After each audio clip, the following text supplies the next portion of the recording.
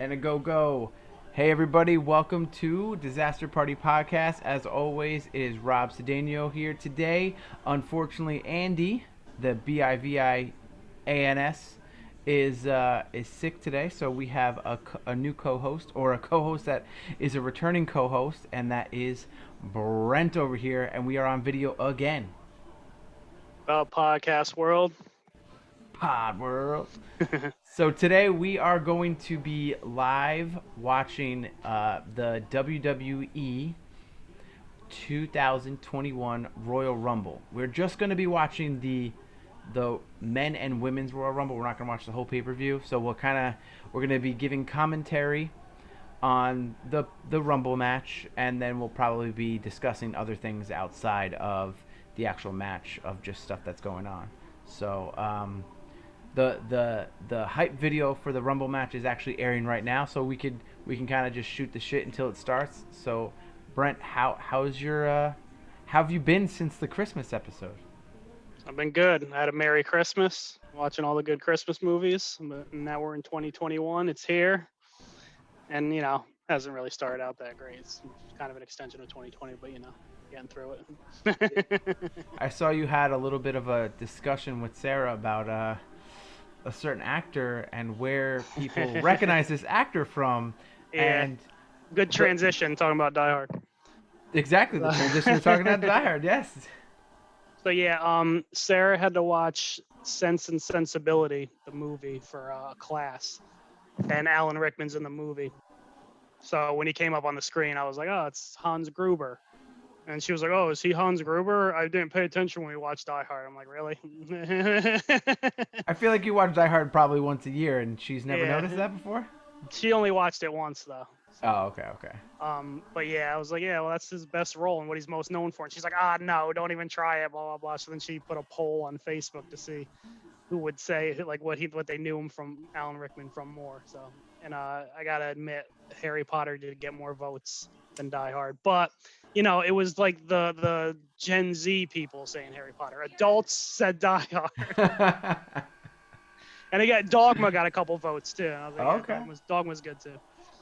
Honestly, I think when I first saw Die Hard as a kid, I definitely didn't recognize him, and when I think I started recognizing him was the Galaxy Quest. To be honest with you. Somebody, I think, put that. I never saw Galaxy Quest, but somebody put up a GIF of him with looking like a weird alien or something. Is that what it was? Yeah. It's a Yeah. weird movie. It's like they are essentially a fake TV show about outer space, and they're all dressed in character like they would in Star Trek or whatever. But then real aliens come, and it's like these aliens watched their TV show, so they thought they were real heroes. So it was like it was kind of it was like comedy, obviously. Yeah. So the women, it's actually the women's rumble is starting the of the two rumbles, and Ding dong, hello. it's Bailey coming out at number 1. So I don't know. The story with Bailey is that she was the champion, lost it to Sasha, and she's been feuding with Bianca Belair here and there. And Bianca Belair just beat her in a one-on-one match on SmackDown 2 days ago. Yeah, Bianca's my pick. I don't know if we didn't want to get into that yet, but Oh no, we could do that. The match just started. So your pick is Bianca. Any other picks? I'm torn between Bianca and Rhea Ripley, but because Rhea hasn't been officially announced, I feel like she's gonna make her main roster debut here. And because they have been pushing already, Bianca I think she's probably the front runner. Okay. I would say I agree with you on Bianca because they've been pushing her, and I also would say Alexa Bliss because they've been making her look really strong, and Yeah, I she's can been see on that. TV like every single week. Honestly, she already beat Asuka clean, so she probably shouldn't even need to win the Rumble to get a title shot. But Asuka's not defending that title, so that's probably why they've just put her in the Rumble. Yeah, are they doing a women's tag title match tonight too? I wasn't paying that much attention to the other matches that they announced for this. They were kind of all low key announcements. I feel Wow. like they did say something about that. Oh, Naomi's back? She hasn't been on TV in like Yeah, 8 it's months. been a while. Put her in number 2. Good. She hasn't been on TV in a long time, but she's And a she'll do ex. something amazing, I'm sure, to avoid Mhm. elimination. She's an ex also champion. So, but oh, back to what you were saying, the tag title match. So that's gonna be Charlotte and Asuka versus uh Nia Shayna and Nia Jackson. again. Yeah, again. Yeah. Rinse and repeat that one over and over Well, it's again. weird too because they did the match at the last pay per view and they kind of dropped the feud immediately. Like they didn't, and now they just right back. They're like, oh, by the way, they're gonna face again. It's like, okay. But then if you remember that the storyline of Lana, they just completely deaded that, and you haven't seen Lana since. Yeah, which was weird because they were seeming to put so much effort into like trying to get Lana over as a babyface, and they just drop her. And as Yeah, soon they're as like, Charlotte oh, comes back, Charlotte's back. never Yeah, mind. we have another blonde that we can Yeah. push. Well, now between Charlotte and then we have Lacey with that storyline too. So I can't see them holding that belt, the tag belts, for very long. Yeah. If anything, I thought maybe they would actually have a match against each other at WrestleMania, but I mean that could still happen if the winner challenges for Sasha. So True, true. So that would mean that it would probably be Bianca then, because I feel like that would be a pretty good Mania match because they could both talk. hmm They're both super athletic, so I think that would actually be a pretty good Mania match. So the rules for the Rumble, if anyone doesn't know, it's like every what 90 seconds, another Well, yeah, person comes in. it kind of varies year to year, and it's not always accurate. But yeah, I think it's supposed to be 90 seconds. So then basically every 90 seconds, a different wrestler comes in, and the only way to get removed from the match is if you get thrown over the top rope. And both feet must touch Both the floor. yes, Both both feet. That's feet have very to key hit. because sometimes people, will do some Yes. crazy stuff on one foot and get back in the ring and stuff. So So. the reason why we decided to do like a watch along, because I mean, agree or disagree, I think the Royal Rumble is probably one of the most exciting pay-per-views top to bottom because of the Rumble matches. And now that it's more than one Rumble match, it actually adds a lot more excitement to it. It's definitely the most fun to watch. It's oh, here she comes. My pick. Three, two, one. Oh, are you might be on a little bit of a delay here because I Okay, already saw her so coming out. okay. So I have to be careful with that. So you'll just be the you'll just let me know who's coming in. And I'll just watch. I mean, why am I delayed? Let me check that. It says I'm on live. Maybe let me see if mine says I'm on live. Hold on. Well, you must be on live. If Yeah, it says I am. yeah, that's right. So It's okay. only a few seconds. I'll try to not get too excited until you see who comes in. I'll if I see the 10, I'll say 10, so you know that I have Okay. 10 seconds left. But so now there's 3 people in the ring, and yeah. So, but like you were saying, that the Rumble is just a lot of fun because it's full of like surprises. Like you never know who's going to be in the Rumble. Yeah, well, I Yeah, mean, you'll know some of the people. Like in the build up, they'll announce some people, but they always leave some, some things blank. And yeah, a lot of times you'll get like a older guy from the past come in as a surprise, or sometimes you get a big debut, like with AJ Styles a couple years ago. yeah, And it's just it's the match is long. It's usually over an hour long, but it doesn't feel like it because there's always a new guy coming in. It keeps it fresh and exciting. It's just fun to yeah. watch. So yeah, this is going to be a little bit of a longer podcast for those who are listening, Yeah. but it's going to be fun. I think it's going to be fun. And just like, and the women's Rumble match is what, only 2 years? This is the third one, I think. Yeah, I think the first one they did was 2018, which I was at actually. Were you? Yeah, in Philly. I'm at So 7 this would be the seconds. fourth one, I think. Actually. Yep, number 4. Yeah. 3, 2, 1. You already know who it is, and what? She got her resume with her. Ah, okay. Maybe she could add Royal Rumble winner to her resume. I mean, she's won the tag titles at WrestleMania, so that's Billie Kay for those who don't know. But yeah, I've always wanted to go to. I a think it's Rumble. hilarious. I think she's one of the best things on SmackDown right now with the things she's doing, where she keeps trying to find a new team to join. And she keeps like dressing up as the Yeah. team she's trying to be with. Yeah, it's really funny. I've always wanted to go to a Rumble though. That's like one pay-per-view I have not been to that I would. I've been to 2.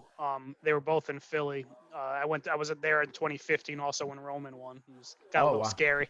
Yeah, when they, The when fans they were not booed happy. him out of the building. Yeah. That's when they booed The Rock too.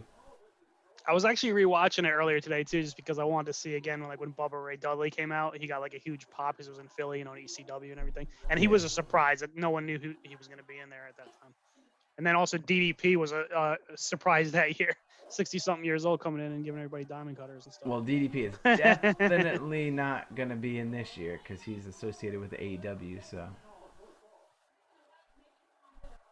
yeah. Oh, so she's not. That's what she's gonna do. She's not even gonna go in the ring until like 10. Oh, is she doing commentary? Yeah. Hey, it's smart. There probably should be some kind of rule where you have to get into the ring in a certain amount of time. Or... Yeah. So we're already at 8 seconds again. So it's going pretty fast. All right, this one's a bit of a surprise. Okay. So 2-1. Brent. Let's see. Shotzi. Wow. I feel like that's a good one. What's your opinion on the tank? Me and Sean were discussing this one time. I think the tank's awesome. He thinks it's stupid. I think it is definitely like extra, but I think it works she's for about to get her shot. character.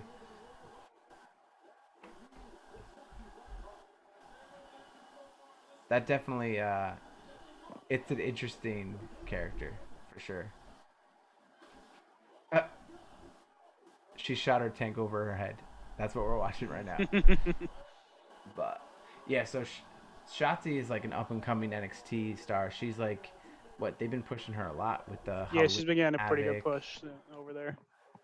And her and Ember Moon are teaming up in the Dusty Classic right now. Yeah, the female version of Dusty Classic. So, did you hear about the WWE Network now moving to Peacock and all that? I did.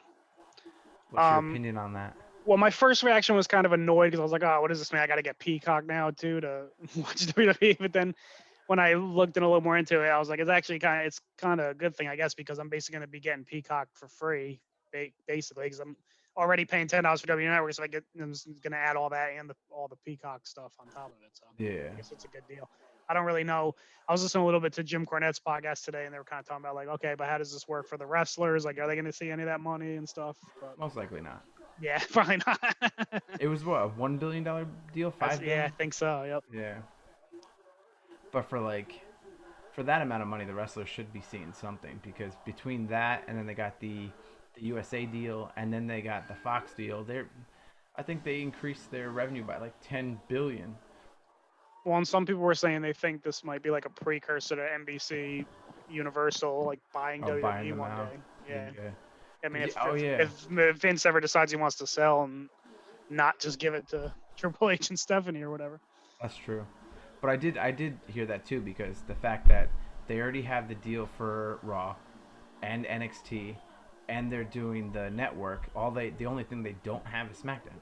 Yeah, so I mean, they've been partners for years too. I mean, WWE's been on USA Network the whole time I've been watching my whole life, pretty much. True. So.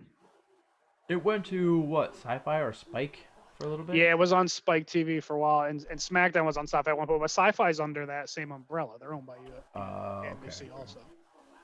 Yeah, but I don't know. Well, SmackDown originally was on UPN when it first yes, came out. Yep. And then that network doesn't exist anymore.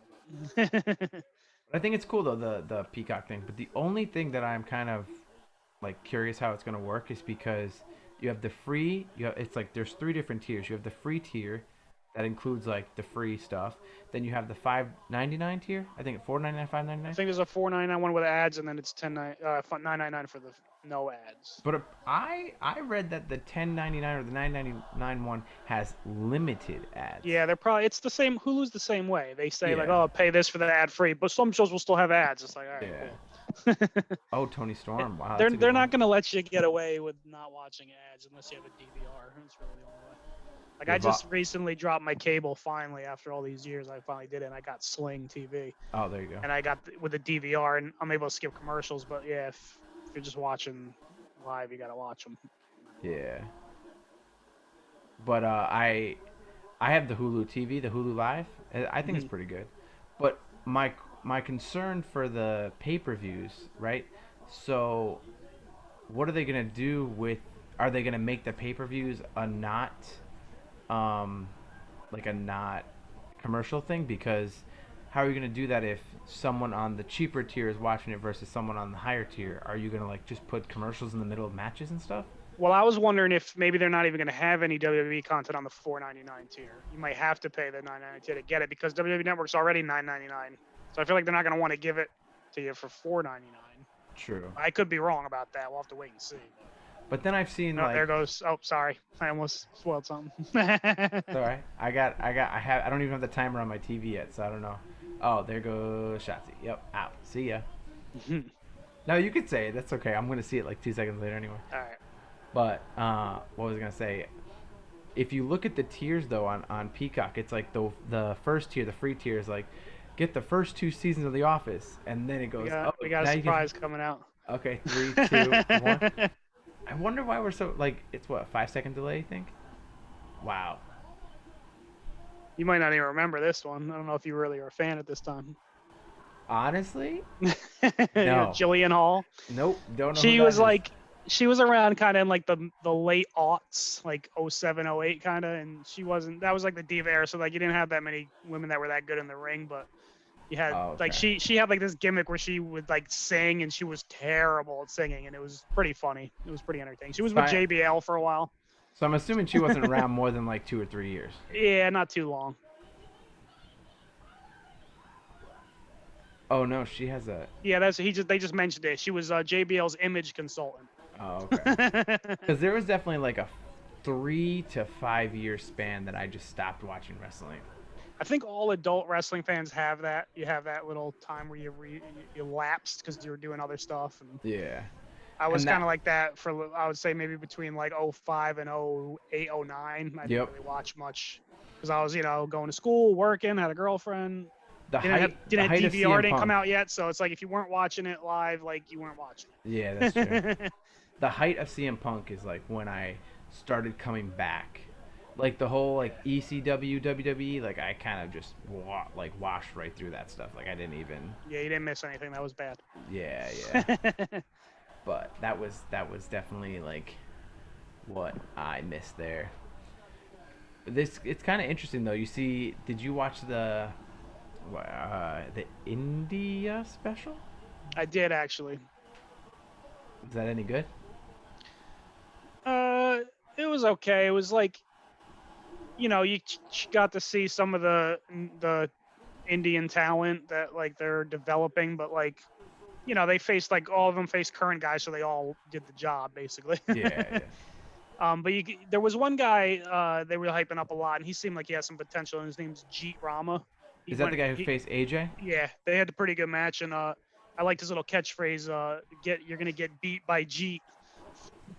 I heard he's been in the developmental for like 8 years though. Oh, has he? Well, I think he's got like a legit wrestling background too, though. Oh, okay. I think they were talking about that. I didn't watch it, but I was listening to something and they said that he got signed to WWE in like 2011 or 2012. It could be because I thought I kind of heard the name before. Like it sounded a little familiar. They also had those Indus Sheer guys that they were on NXT for a little while, and then they took them off. But they teamed up with Drew McIntyre, and they went against Jinder and the Bollywood Boys. That was the main event. Oh, okay. I know those the tag team you just mentioned. They were on NXT for like one episode with the Bivens. They were guy. with Malcolm Bivens, yeah. Yeah. And then they just disappeared. This Rumble's going fast. Well, they're already on like 15. Oh, here's another surprise. Okay. Here's one of my all-time favorites. Oh wow! Oh no, they're on 10. So we're on 10. We're like a quarter of the way through. Wow, third of the way. Third of the way. Yep. She hasn't been back in a while. Yeah, I haven't seen her in a while. She was one of those ones though that she was kind of around that era when like the women's wrestling wasn't so good, but she was good. Like she was put on good matches. Did they do like a different camera or something? Because that looked like really clear. I was actually just gonna bring that up. I've been noticing that on Raw lately. They are using some kind of weird camera where like it looks like I can't even describe, but it's like almost virtual reality looking or something. It almost looks like a video game. Yeah. Yeah, like weird. It looks kind of cool, but is that like 4K or 5K or something? Yeah, maybe. Because I was just like, that was really clear. Yeah. So I don't know. I think the whole Peacock thing is going to be a good thing for WWE in general because the fact that one, there's going to be people that are doing Peacock for The Office. You know, a lot of people are going to switch over to Peacock just because it's not on Netflix anymore. That's what they were saying. It could possibly attract some new fans because if you already have Peacock, and like, oh, what's this WWE? I haven't watched that in a while. Like, I'll Yeah. try Oh, it. let's just see what's on there, and then by doing that, it's like they can generate a lot more fans, and then they can get better in the ratings and hopefully help everybody out and like the superstars out and stuff. Because They with could start all making the shows better too. That might help with ratings. listen, I can't even watch Raw anymore. It's that bad. Yeah, Like I Raw's cannot. rough. I still like NXT and SmackDown's been pretty good lately, but Raw has been rough. 11. Who's 11? Oh, Peyton Royce. Oh, okay. They're gonna probably her and Billy Kay are probably gonna team up, ex tag team partners. Yeah, well, I've been thinking about that. I was kind of annoyed that they broke them up, and then like at the time the rumor was, oh well, they want to give Payne a big singles push, and I was like, all right, but then they just stuck her in a tag team with Lacey Evans. I was like, if And you're then gonna keep her in a tag team, why not just keep the Iconics together? that went nowhere.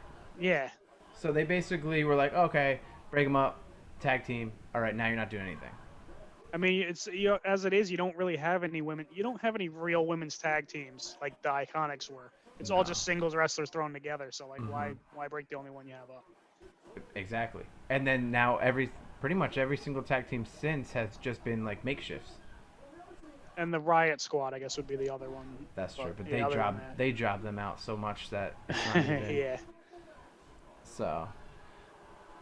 Oh, so they're doing the whole iconic gimmick in the ring. Yeah, I don't know. I think, but I'm kind of excited for Peacock though, because I think with all the content from the WWE Network, plus like, Office, Parks and Rec, and all the other NBC shows, I think it's going to be like a one-stop shop for like a lot of the stuff that I enjoy. And I mean, you too. I know you're the big Office, Parks and Rec guy too. So.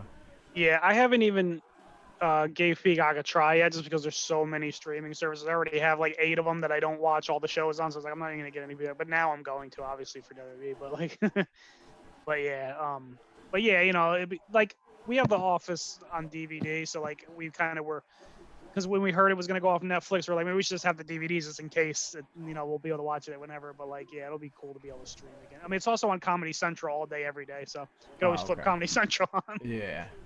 But it's But like nice to just like watch it. I yeah. thought so. We're at 12. Just came out. Santana Garrett, right? That's her name. Yeah, who's I thought she been wasn't signed with signed. NXT for a while. No, she was doing like extra work with NXT for a while, then she finally did get signed, but they still haven't really done anything with her yet. But the fact that they haven't done anything with her and she's in the Rumble. Yeah, well, So maybe that means that. they still need bodies to fill 30 places in the Rumble. And Mia Yim actually just tested positive for COVID Oh yeah. yesterday or either yesterday or this morning. So she was supposed to be in the match, so she got removed from the match. I feel like there hasn't been a lot of eliminations yet. I Only Shotzi who got eliminated so far, didn't she? Of what I've seen, that's the only one I've seen. But so All there's right, about to get another entrant. okay. There's what 1, 2, 3, 4, 5, 6, 7, 8. There's about 10 women in the ring right now, and they're going on number 13. Let's see who it is, and who is it, Brent? It's Liv Morgan, Liv Morgan. and it looks like she raided Shawn Michaels' closet. Lucky number 13. So that's Ruby Riot's partner for those who don't know. And I thought Bailey was. Yeah, we'll see. We'll see what happens there, though. Partnerships don't usually last too long in the Royal Rumble. That's Every true. man or woman for themselves. And Ruby's right on the edge of the apron, so one bump and she's out anyway. So she's back in. Just kidding. Yeah. So all right, but did you see what's on the Peacock for The Office? Like they added a whole bunch of new deleted scenes. Apparently it's like hundreds of hours of like deleted scenes that are not on the DVDs and stuff like that. So Yeah, I heard about it, but yeah, I mean, it's a good idea to add extra stuff like that to get people to subscribe. So. it's cool when I'm kind of interested in the Saved by the Bell reboot. I've actually heard people say it's good. I heard it's okay. But again, I heard it's like kind of like the Girl Meets World, so Boy Meets World, like younger with their daughter. Yeah. But it's not as bad as that. I heard that was pretty bad. I never Peyton watched Royce that. out. Who went out? Peyton Royce. Yeah. I never watched it either, but I heard some pretty bad things about it, and it got canceled after like season 2. So I can only assume that it didn't do that well. Yeah, I mean, But I a heard lot of these this is better. things, like these. Oh, here she comes. My other pick.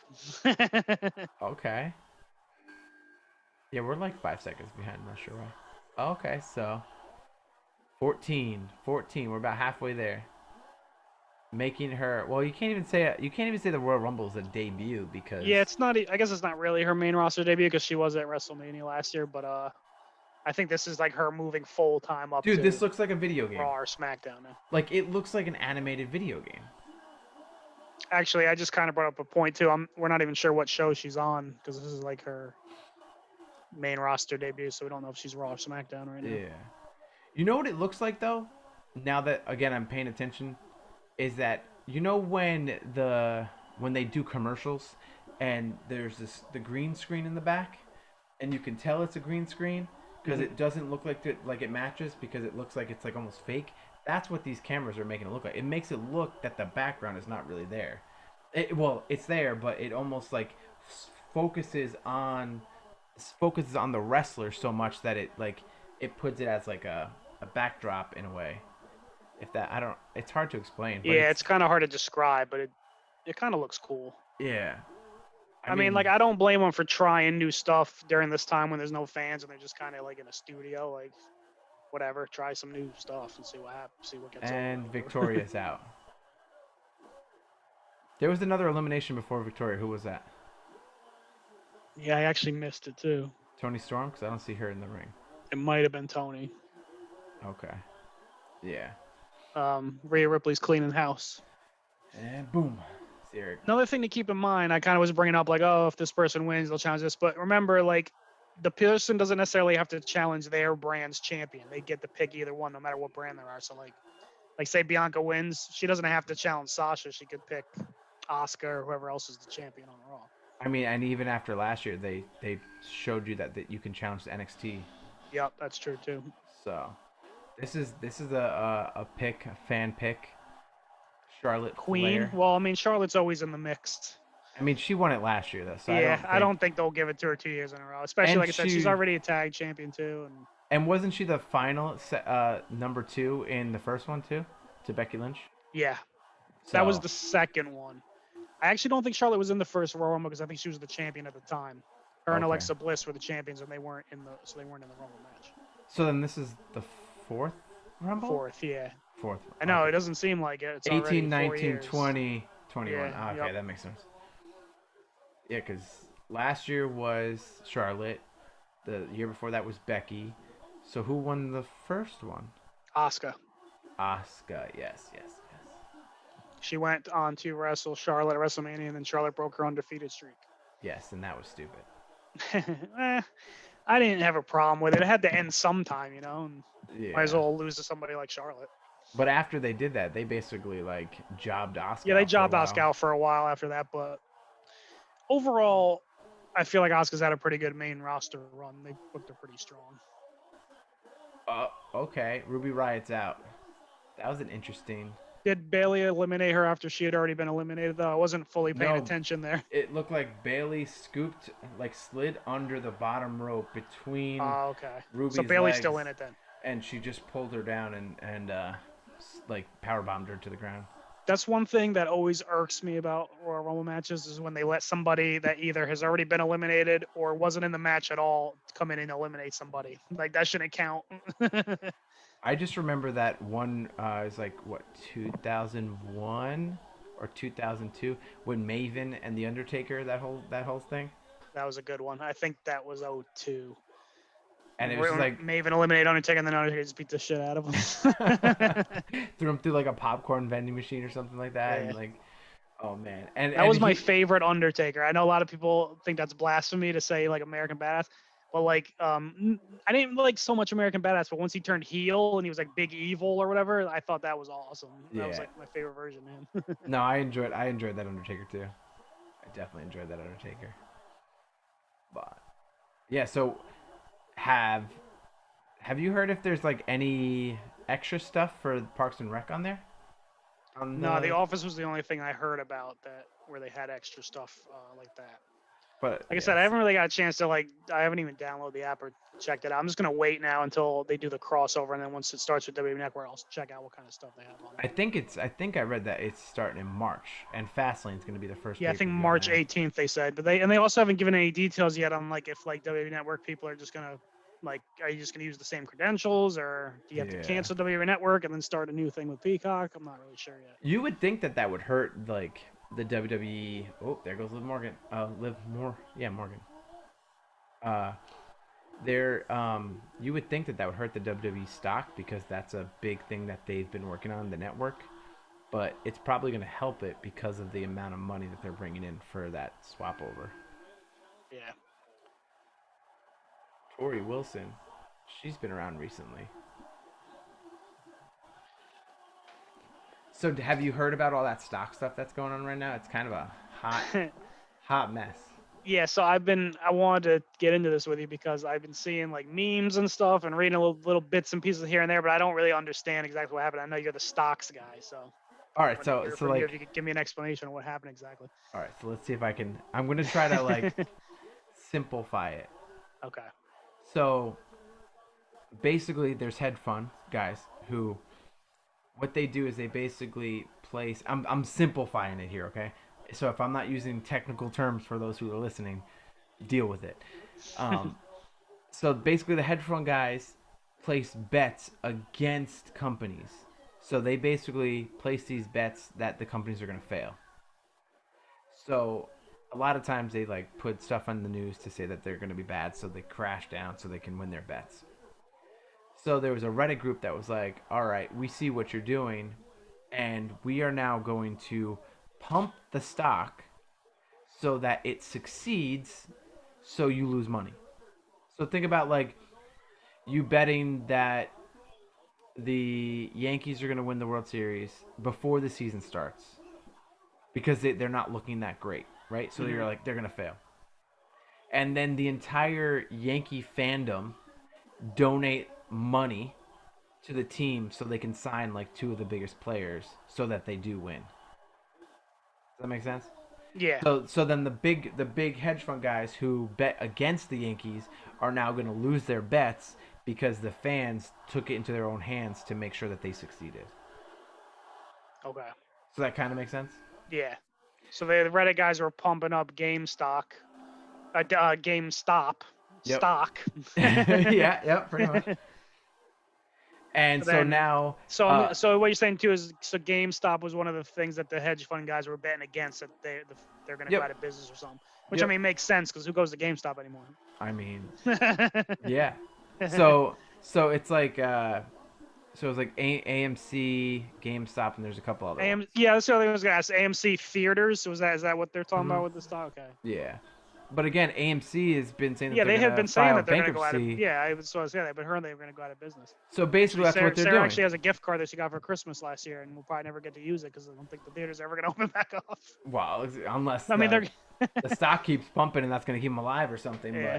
But a lot of this stuff is short term because if you think about it, these bets that they have, I did it very general and said like you place a bet in the beginning of the baseball season and you have till the end of the baseball season. A lot of these bets that these hedge fund guys are doing are like, I don't know, a week, 2 weeks, whatever, a month. So they're shorter bets.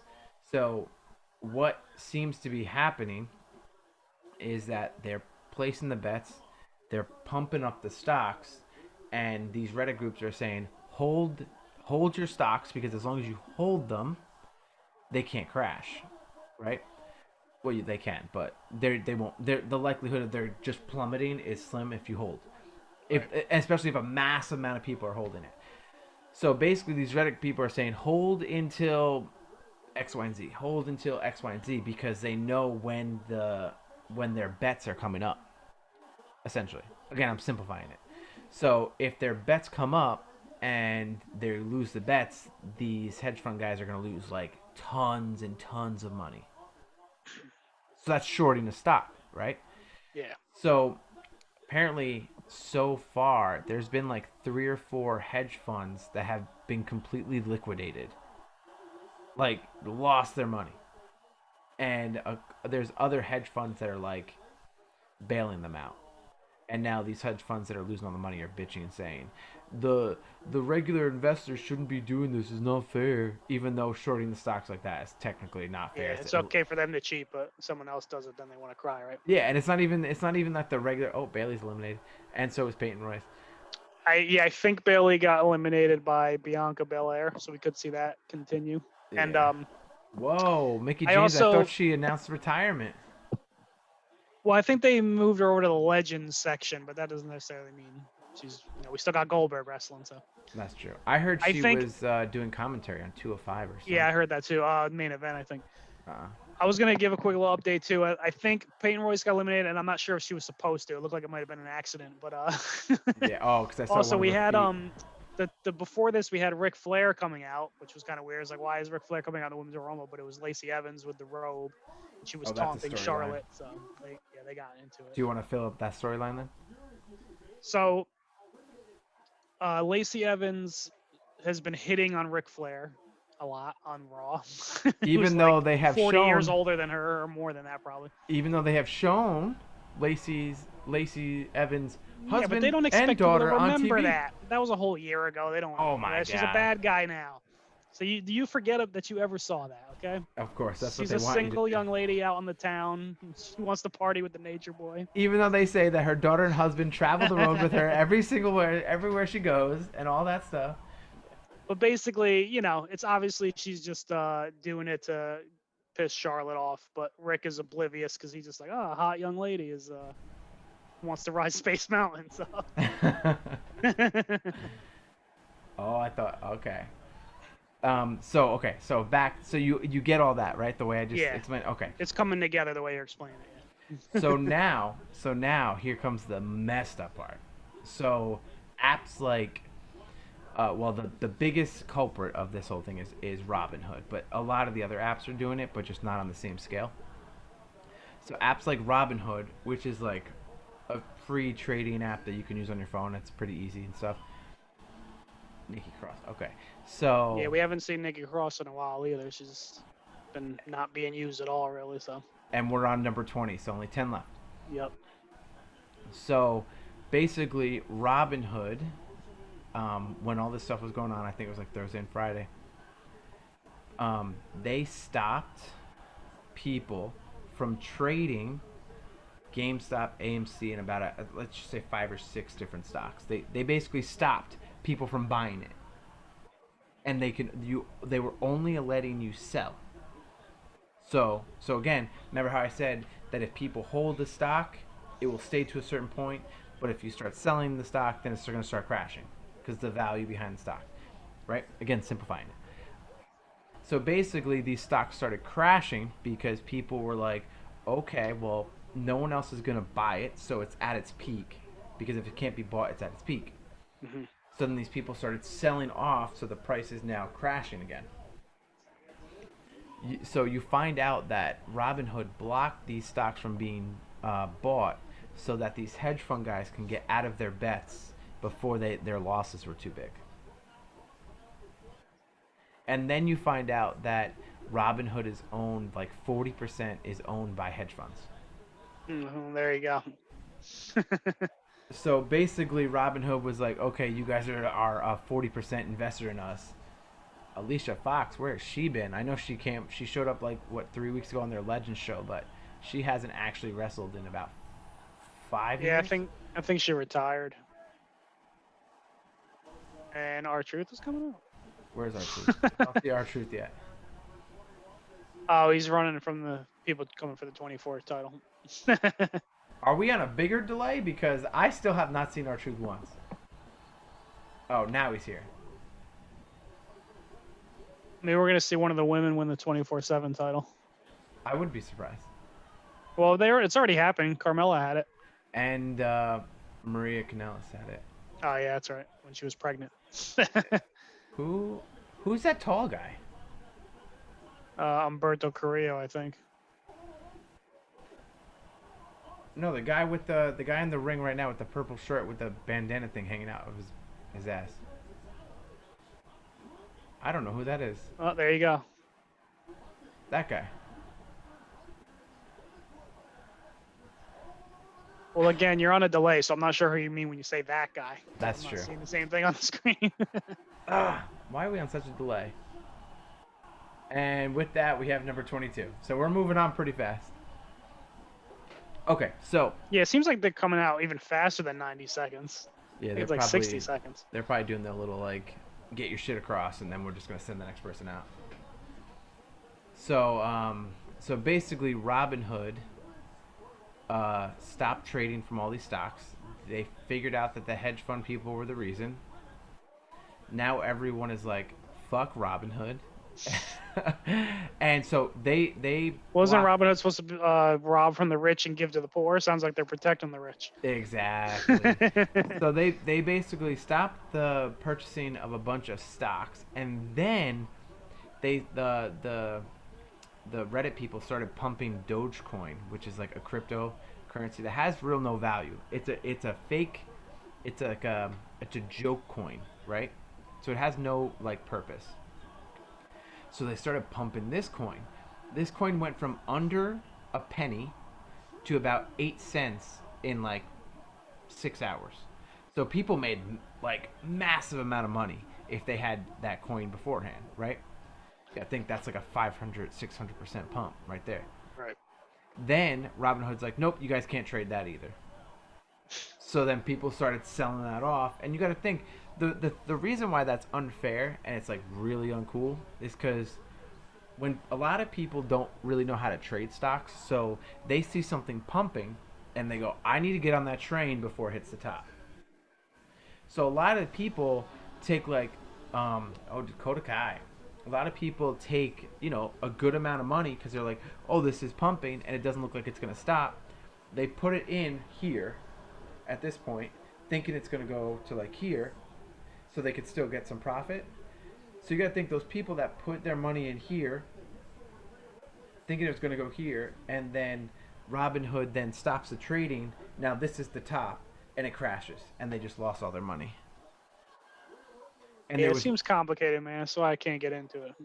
and there was like, there was no warning. There was no like, hey, we're gonna do this. It's just they did it, and they actually announced. I think they're gonna go out of business. They announced over the weekend. You're saying Robin Hood's gonna go out of business? Yeah, they announced this weekend that they on Monday they are blocking 50 different stocks.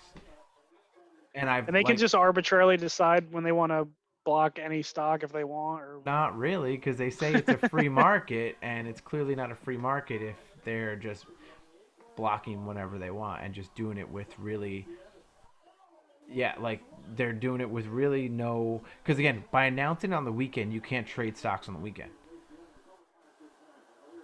So the stock market's open Monday through Friday. So by announcing, so another reason why it's not fair. So look, if you said we're gonna block GameStop tomorrow and you had money in it, you then go, okay, I have money in it. I know that by them blocking it, it's gonna go down in price. Let me sell now so I could take profits before it really crashes. That's fair. That seems fair to me. But they're not giving any warning. So there's people who are just not like paying attention or not like on top of it and they're just getting wiped. Again, regular people are getting wiped. So they're wiping regular people to save the rich people from getting wiped. So it's like this big fucking thing. yeah, it's crazy, man. It's literally just the fucking rich people staying rich while just like the normal everyday people are just trying to get ahead a little bit and they're like, nah, fuck you. We're not even They letting you change do the that. rules so that they work for them, and Yeah. they don't work for nobody else. That's how it It's goes. it's basically think about a basketball game, right?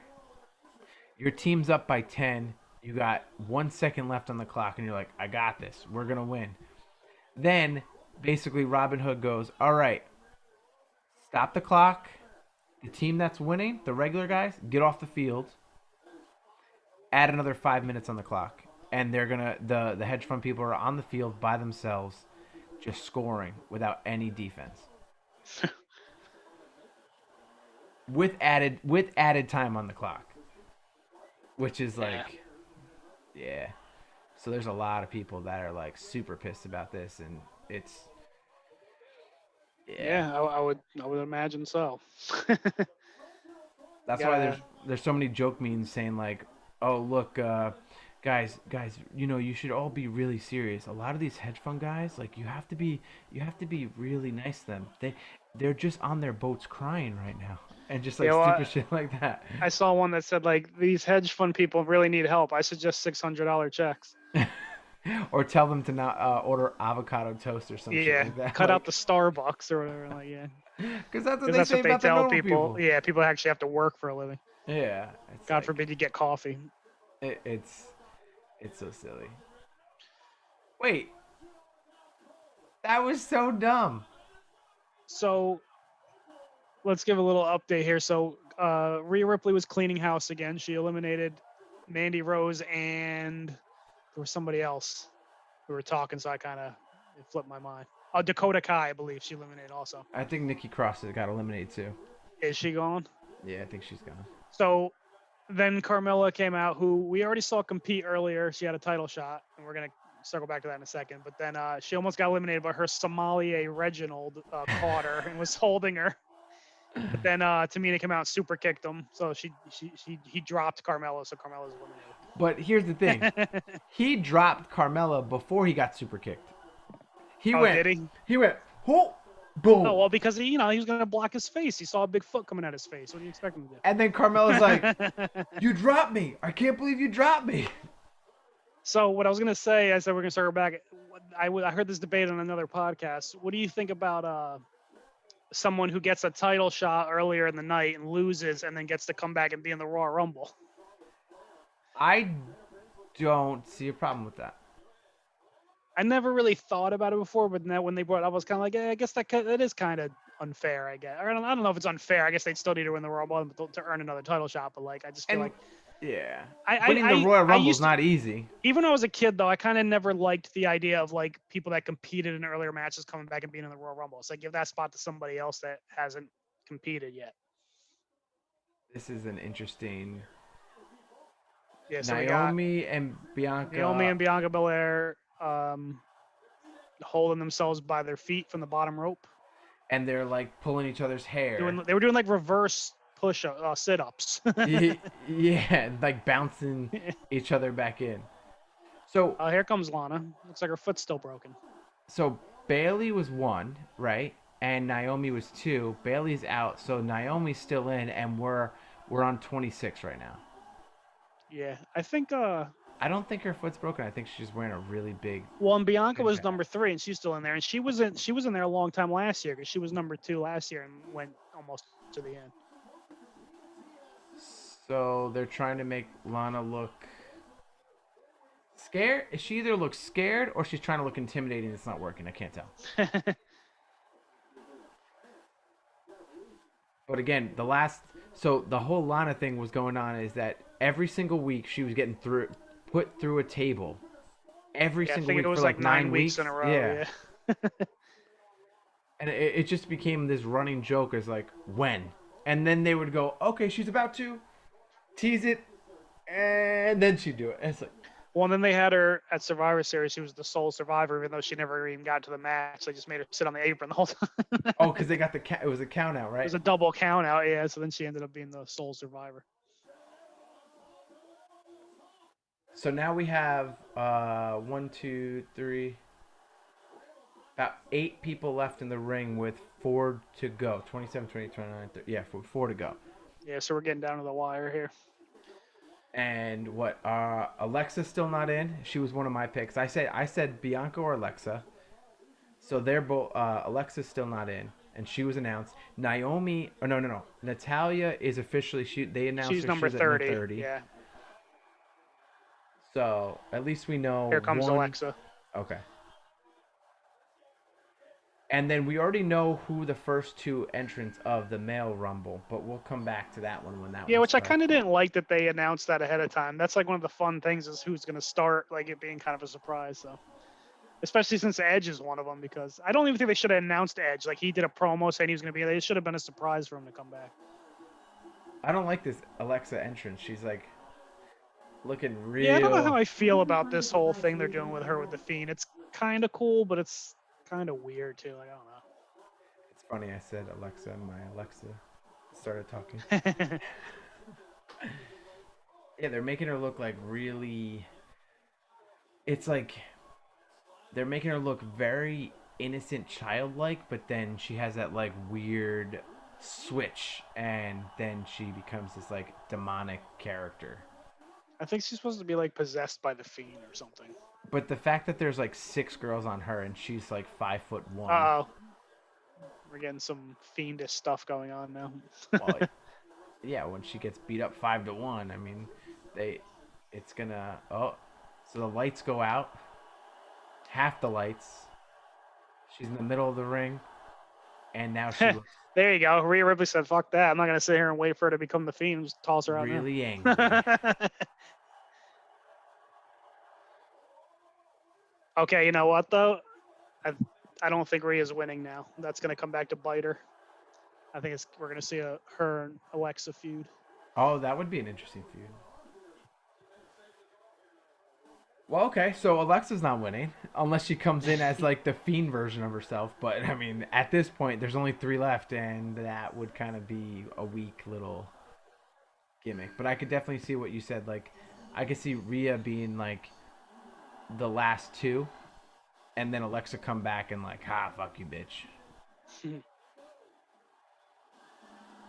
Yeah, Ember We Moon. got Guess Ember what? Moon coming out now. You were on Raw, and you weren't that good, and then they shoved you back to NXT. Well, I think she might have requested to go back to NXT. Oh, I thought she got hurt, and then they were like, Well, she was injured for a long time, but I think she might have asked to go back to NXT. hmm. So her finish is actually pretty cool. It's like she goes to the top rope in the corner. She does a front flip, like a front flip, and then kind of Well, it's not even a lands on the flip so much. girls. It's like a, yeah, I don't know. It's like she jumps and spins and then catches you in a stunner in Yeah, so then midair. she grabs your It's pretty neck crazy. mid flip or whatever you want to call it, and then like stuns you like Stone Cold, but coming from above you instead of below or just side to side. I still don't know how she times that. Did you see the one finisher on NXT, the Casey Canton Oh my Zero? god, dude, that was crazy. I don't even Ah, know. She just did like mad flips in the air and landed on her. I don't even know what you would call that. it it looked like it was like 2 front flips with its swirl, like a. But then she landed like backwards, like a senton, like with her back on her. Like But I don't know, it was the weird. backdrop looked really rough. Like it Yeah. looked like it hurt. All right, so we got number 29. One more to Oh, go. and Number Shayna got 20. eliminated. I missed that. Oh, no, I don't think she got eliminated. Oh She got no, hit she went by. under the bottom rope. Yeah, she got hit by the her finish, Ember Moon's finish, and then bouncing. Oh, okay. Yeah.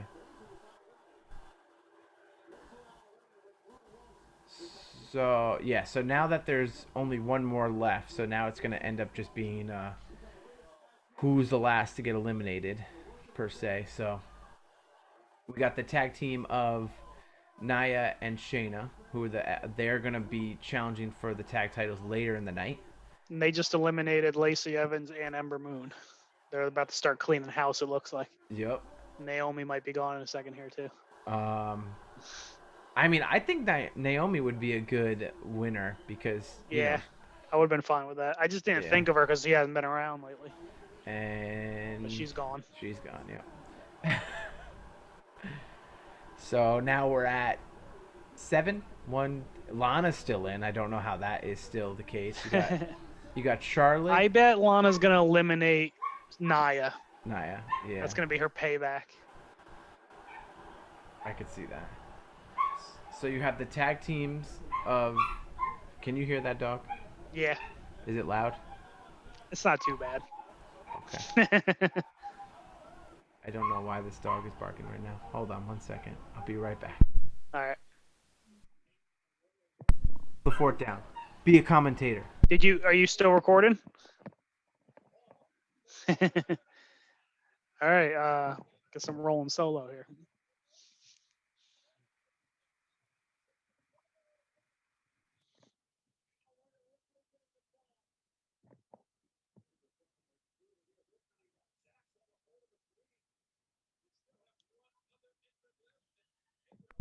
Sorry about that.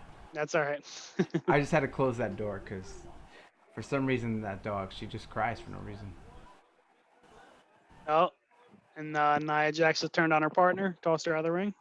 So now down to 4 or 5. I think we might be at the final 4. Well, Natalia didn't come out yet, and I think maybe there's still one more before her. No, we're at 30. Natalia's Okay, 30. so we still got Natalia to come down. Oh, there's 5 in the ring, and we got Natalia still to come. So. But you want to see the difference is that this gap between 29 and 30 has been longer than a lot of the other gaps. Yeah, definitely. Like by a lot. Yeah. Yeah. Because the other ones were like, boom! As soon as someone hit the ring, it was already doing the countdown. So when we said that Lana was getting put through a table for 9 weeks I in a called row, it. Lana is basically the one that's getting that. Nia is the one that's been throwing her through the table. Yep, and Lana just got her revenge. She yep. pulled the rope down. And Nia kind of eliminated herself, but we'll still give Lana credit for it. Yeah. So now we're going to number 30, and What is Natalia wearing? I have not gotten that far because there's a delay. Let's wearing see. Like a weird outfit. She usually has her traditional pink and black. She looks like a Power Ranger. Like the gold Power Ranger. But and reverse. Now Nia and Shayna are beating the hell out of her. She might not even get in the match. Oh, yep. So that means maybe are we gonna do this now? We're gonna. She'll win. I think this is gonna be the exact thing I was complaining about earlier, where we got eliminated. People gonna come in and start tossing people out. I thought you were gonna say that Natalia got beat up so much that she gets removed from the match and they do like another Becky Lynch thing. Yeah, you never know. Because isn't that what happened with that Becky Lynch one? Is that she actually lost the title match to Asuka, and then she wasn't announced for the Rumble match, and she actually took Lana's spot. Yeah, it was Lana. Somebody hit her and hurt her ankle or something. Yeah. So, yeah, that's so stupid. They didn't eliminate anybody, did they? I don't think so. They just beat everybody up. But now they're going to beat up Natalya. Oh, no, they're going to put her in their match. Okay. So there is 5 left. And it's Rhea Ripley, who you said that might win. Bianca Belair, who, again, that was one of my picks. And then you got Charlotte Flair, who's already won it. You have Lana, who just eliminated Nia Jax. And then you have Natalya, who's never won it. My 2 picks are still in there, so I'm looking good. Yeah, I just have my 1 pick in there. Oh, is that what it is? Is Lana and Natalya matching? Because that's what it looks like. They were teaming up for a little while there, but they broke them up. So. And now Natalya's gonna eliminate her. See ya. Yeah. So this is when it gets like interesting because you're like, okay, we're at the final. No one else is coming in, and this is that was weak the way she just threw her out. That was weak. She like stumbled out. So yeah, this is like now. So okay, we never actually said what happens to the winner. The winner gets a title shot at WrestleMania. You did say they could pick what belts, right? They get to pick which one, regardless of which brand they're on. So, it's another thing I'm not really a fan of. I feel like you should have to challenge your brand's champion, but it's an easy. I don't really like having 2 champions to begin with. But that's a whole other conversation. Well, yeah, because it's just they barely know what to do with what they have. So if they, but that's why I like the tag team champion, the female ones, because they can go between shows, but they never go to NXT. Well, but I think that's what I'm saying. I think they should just do that with all the titles. So they should have one world champion that could be on Raw and SmackDown. I think they should do the tag titles between all 3 shows, but I think the champions should just go between Raw and SmackDown. Yeah. And then if you could do the IC title and the US title as the brand specific, you could do that as brand specific. Yeah. I agree. And Rhea Ripley is kicker? Just eliminated Natalya. Boom, done. So we're down to the final 3 now. Rhea, Bianca, and Charlotte Flair. And any one of these could realistically win, so it's pretty interesting. I still think the Alexa call that you said that Rhea knocked her out, I think that's going to come play. And I think it's going to be Charlotte and Bianca, and I think Bianca's going to toss her. I'm calling it. So Bianca and Rhea are both relatively on the younger side in it. Their careers have been pretty short so far in WWE. Yeah. Well, in general, because I don't think Bianca really had any wrestling experience outside of WWE. I think she was trained at the Performance Center.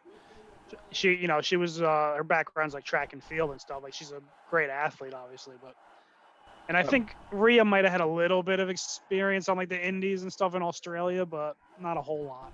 So they're both pretty Rhea, young. they're both like young, early 20s. I think so, yeah. Yeah.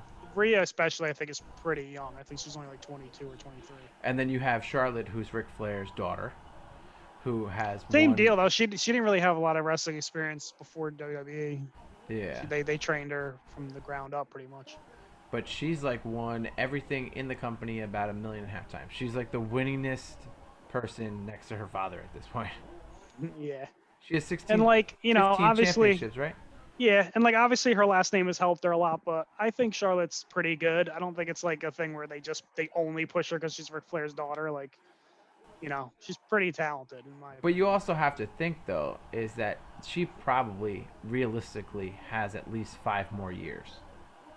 Oh yeah, she's definitely gonna break her dad's record. She has 15. He has 16. She only needs one more. Is she at 15 already? Yeah, but that's what I'm saying. She's only been in. Count NXT with that too? I don't think they count NXT with that. Because she has 2 NXT reigns, so. I think they just count Raw or SmackDown championships, and the fact that she already has 15 and she's been on Raw or SmackDown. There, she's gone. No, she's not. She's only been on Raw and SmackDown for what, 5 years? So what? She's gonna end her career with 30 championships? Oh. Yeah, I really think they're gonna double team Charlotte, get her out, and then there you go. And I think that. And Charlotte's laughing. I don't know what that's all about. Yeah, I don't understand that at all. Wouldn't she be mad? Or is she trying to be cocky that it took 2 of them to knock her out? Yeah, maybe she's saying, "Oh, funny because you took 2 of you to beat me." Oh, look out!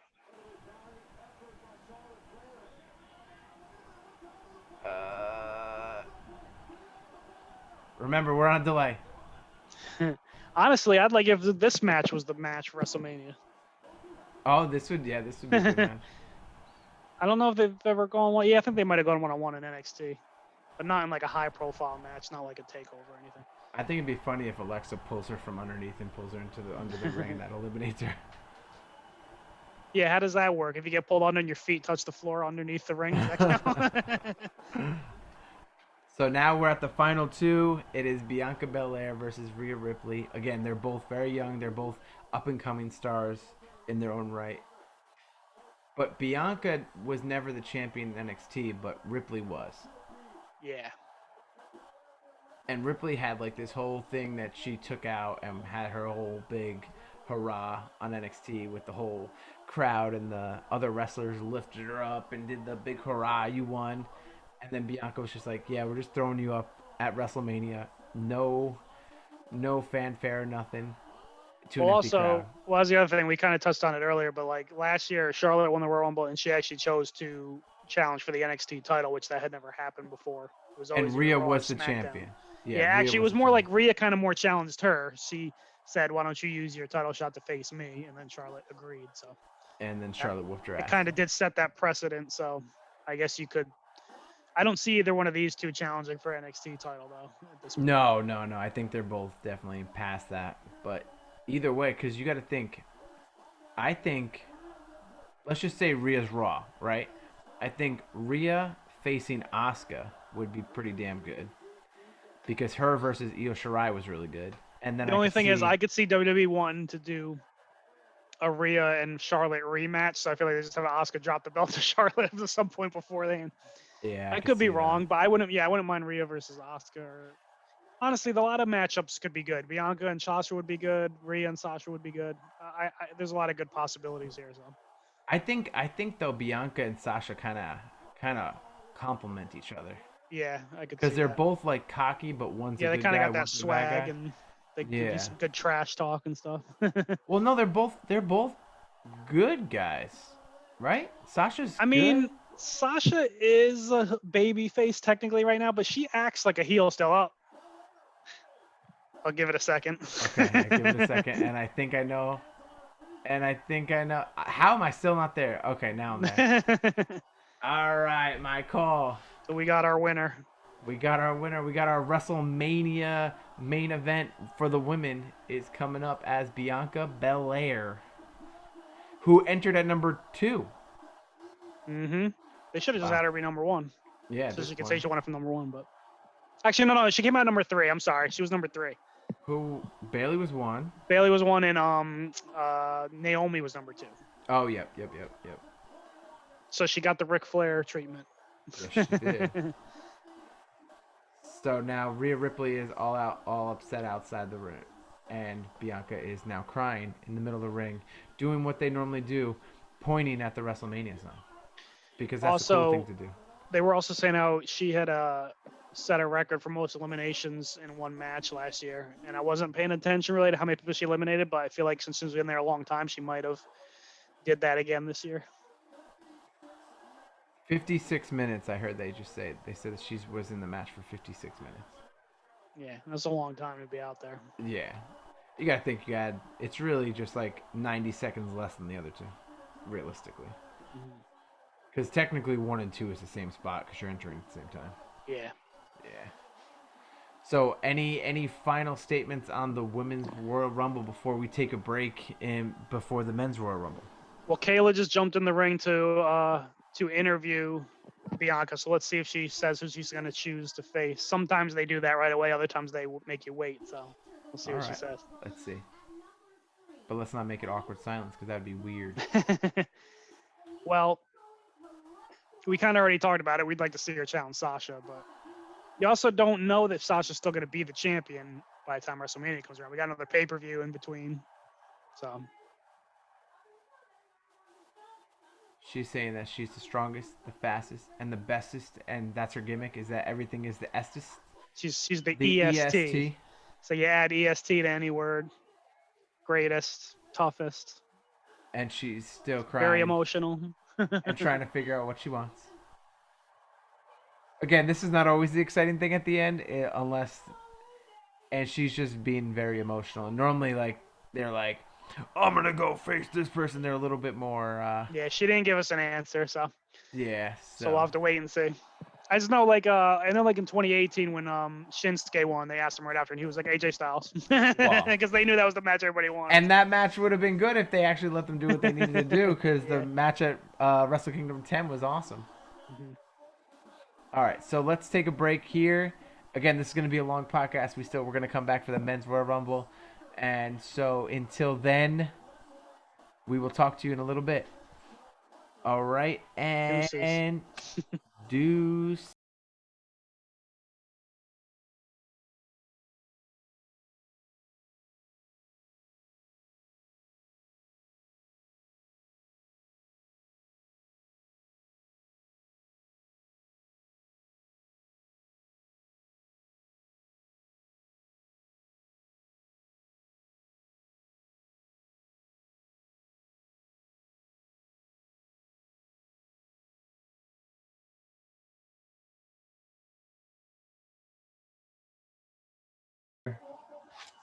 They said Edge is going to be number 2. Well, Edge is number 1, and we are back. We're back. How was that? How was that break for everyone? It felt like it was only about 30 seconds for you guys, but it was probably about 35 minutes for us. So we got up, stretched the old legs, got a drink, and watched Roman retain his championship. I think we both had some brownies too. Yes, we did. Yeah. Regular brownies, not those special brownies. I mean, if only. If only.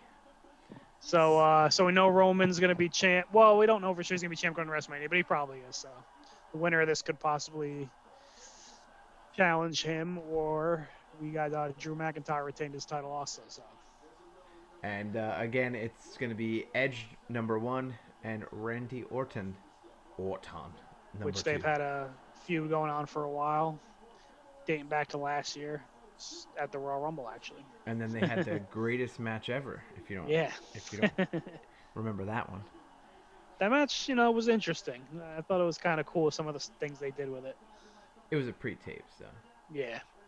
That's like when they first started adding in some of the effects, like the sound and stuff. Yeah. Is it weird that we saw Edge last year and he looks much older this year? Oh shit, he like ran at Yeah, him. Edge made a beeline for Orton. He Didn't did- even let him get in the ring yet. yeah, he did not even let him get in the ring.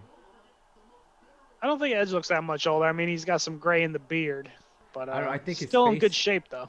Yeah, his face looks like sunken, a little bit more sunken. Yeah, a Like little when, bit. yeah.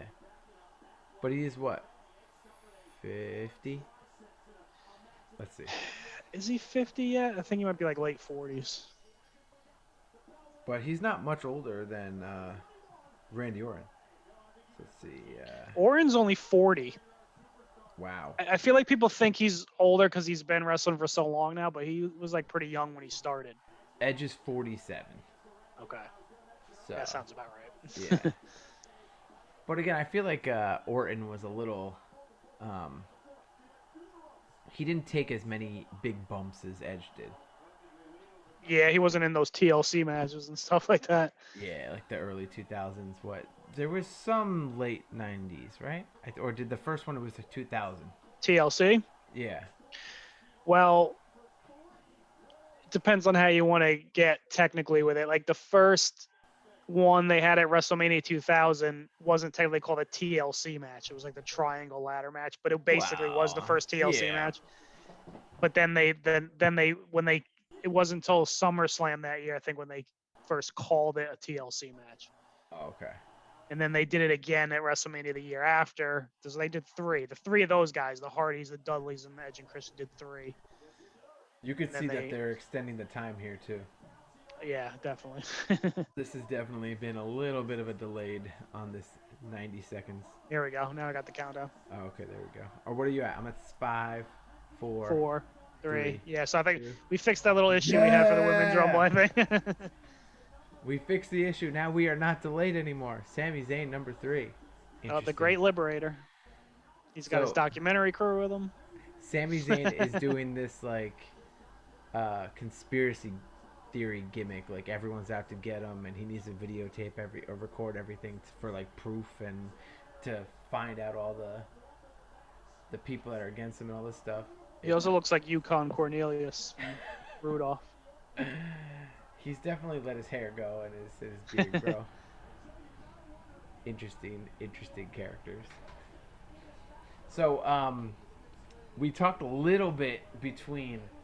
So you were saying that you started watching or you finished that show on HBO. The Flight Attendant. Flight Attendant. Yeah. What'd you think overall? It was pretty good. I thought it, kept you on the edge of your seat and kept you guessing. But I just thought maybe the ending was a little anticlimactic. I won't give it away for anybody that hasn't seen No it. spoilers. No spoilers. But no, I liked it. I just saw it too. It's getting a season 2, I guess. I thought it was supposed to be like a mini series that they kind of wrapped it up, but apparently they're gonna come back for season 2. So I didn't hear that's that. what I saw. Huh. I wouldn't see how that would happen, but I guess that makes sense the way it ended with the diner scene thing. So yeah, well, they kind of. I can't really say it without spoiling something, but they did kind of something with her friend that worked at the airline with her. They kind of made a comment that kind of made it could leave it open for a second season. So that's true. Mustafa Ali, number 4. We're already 4 in. So I for those who don't know what that show is, it has the girl from Big Bang Theory. Kaylee Cuoco, is that how you say it? And I think this is like her first like lead role. Yeah, like lead I think role. she was the executive producer also. Oh wow.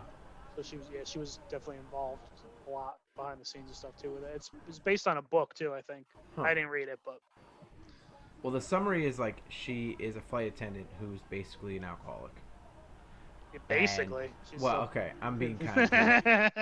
She is a very huge alcoholic. Yeah, and that causes a lot of things to happen, and she ends up forgetting things and not remembering things because of her alcoholism. Well, I think we can say this because they kind of pretty much show in the trailer. Basically, she has a one night stand with one of the passengers on her flight and wakes up next to him dead, covered in blood. And she's like, "What the hell?" But she don't remember anything that happened because she was drunk as hell. And then she's gonna kind of put the pieces together, like what happened. Yeah, And yeah, pretty much. then And a then it's like it's almost bunch like of crazy a stuff starts happening from there. it's like a murder mystery. Yeah. Yeah, yeah, it's pretty good. Okay. Oh, we didn't say who do you think's gonna win the men's Royal Rumble? Okay, so I feel like this year it's kind of more up in the air than it is a lot of other years. A lot of other years there's like one or two guys you can know who's going to win it, but I feel like it's kind of up in the air this year. But I want to say Daniel Bryan is going to win this year. Okay. Are you sticking Never with just won it one before. I would, as my backup, I might go AJ Styles because they pick? kind of Okay. sold me on him winning on Talking Smack. They kind of made a thing with him and Heyman. We're kind of going back and forth. So. So this is gonna be pretty boring because I have the same two that I would say. Well, see, a lot of people were talking about Cesaro because they had kind of been pumping him up lately, and I would love nothing more than to have Cesaro win. But I don't think they're actually gonna pull the trigger on Cesaro. If they haven't done it after all these years, they're probably never going to. But Yeah, and he had Heyman as manager for a while, and they still didn't pull the trigger. So yeah. And then what? Zach Coulter, whatever, Coulter. Yeah. Well, yeah. When him and Swagger were a tag team, but Yeah, that he's was like more like he was more like Swagger's manager, and then he managed Cesaro also when they were a tag team. Yeah, yeah. Um,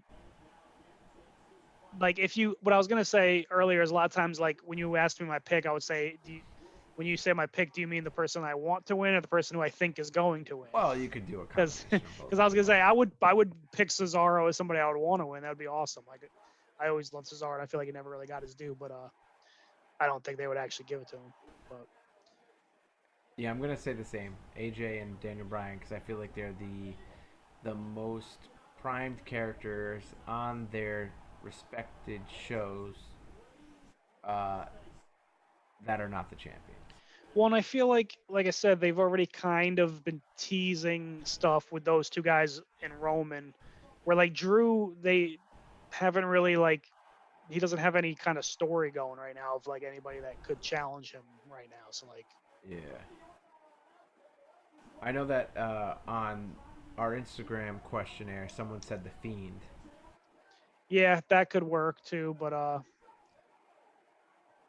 the thing with the Fiend though is I feel like his storyline with Randy is still ongoing. So like to kind of pivot to him to go towards Drew would maybe be kind of weird right now. What if it was like a triple threat between Edge, Orton, and the Fiend because they're all kind of. Well, but then how does Drew work into the scenario? Well, I'm saying Yeah, if. you'd have to get the belt off him, or Yeah. Well, I'm saying if those three don't win. I forgot that Dolph was the tag champion. yeah, him and Robert Roode are now the Dirty Dogs. Dirty Dog. Yeah. So, is there any other HBO shows that you're checking out or thinking about checking out while we're waiting for the next countdown to go on? Well, you had mentioned The Undoing, which was another kind of see the flight attendant. I thought we talked about before again second season. I thought it was like a mini series, so it was like here's Yeah, 8 I thought so episodes, too. and that's it. So this one I think is also like a mini series, but we'll see. But I haven't started it yet. But it was one that Sarah had on the list that she wanted to watch. But you said you already watched it, Yeah, yeah. Ooh, sorry. right? Yeah, it was again. I'm gonna say it was a murder mystery. That's pretty much the same exact thing, but just uh, more realistic, I guess. Is it like Nicole Kidman? She's the main character, right? And she like is it like her husband that gets accused of doing something like Yeah. that? So and like the big thing is like she's a psychiatrist, so Okay. a lot of that plays into effect of like. And then it's like one episode they kind of imply that it was one person, then another episode they try to make it seem like it was another person. So instead of like the flight attendant, you're just trying to figure out who did it, and you don't even know. You have no suspects really, except for like the one person.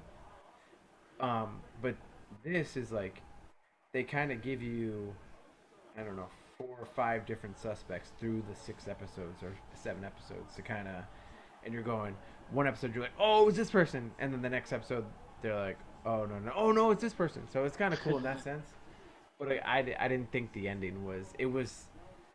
It ended, but um, like again, like SVU sometimes for me when I watch some of the SVU episodes, it ends and you're like, I want more. Like I want to know what happens after they found the bad guy and the the court stuff. Because like the whole show is the court is like well the last two episodes are like the court scenes and stuff of like what they're going to the juries the all that stuff, and then when the end happens it's just like okay, it's like but you just the whole show was the court stuff so just like do the final bit of the court stuff and I would So have been satisfied with that.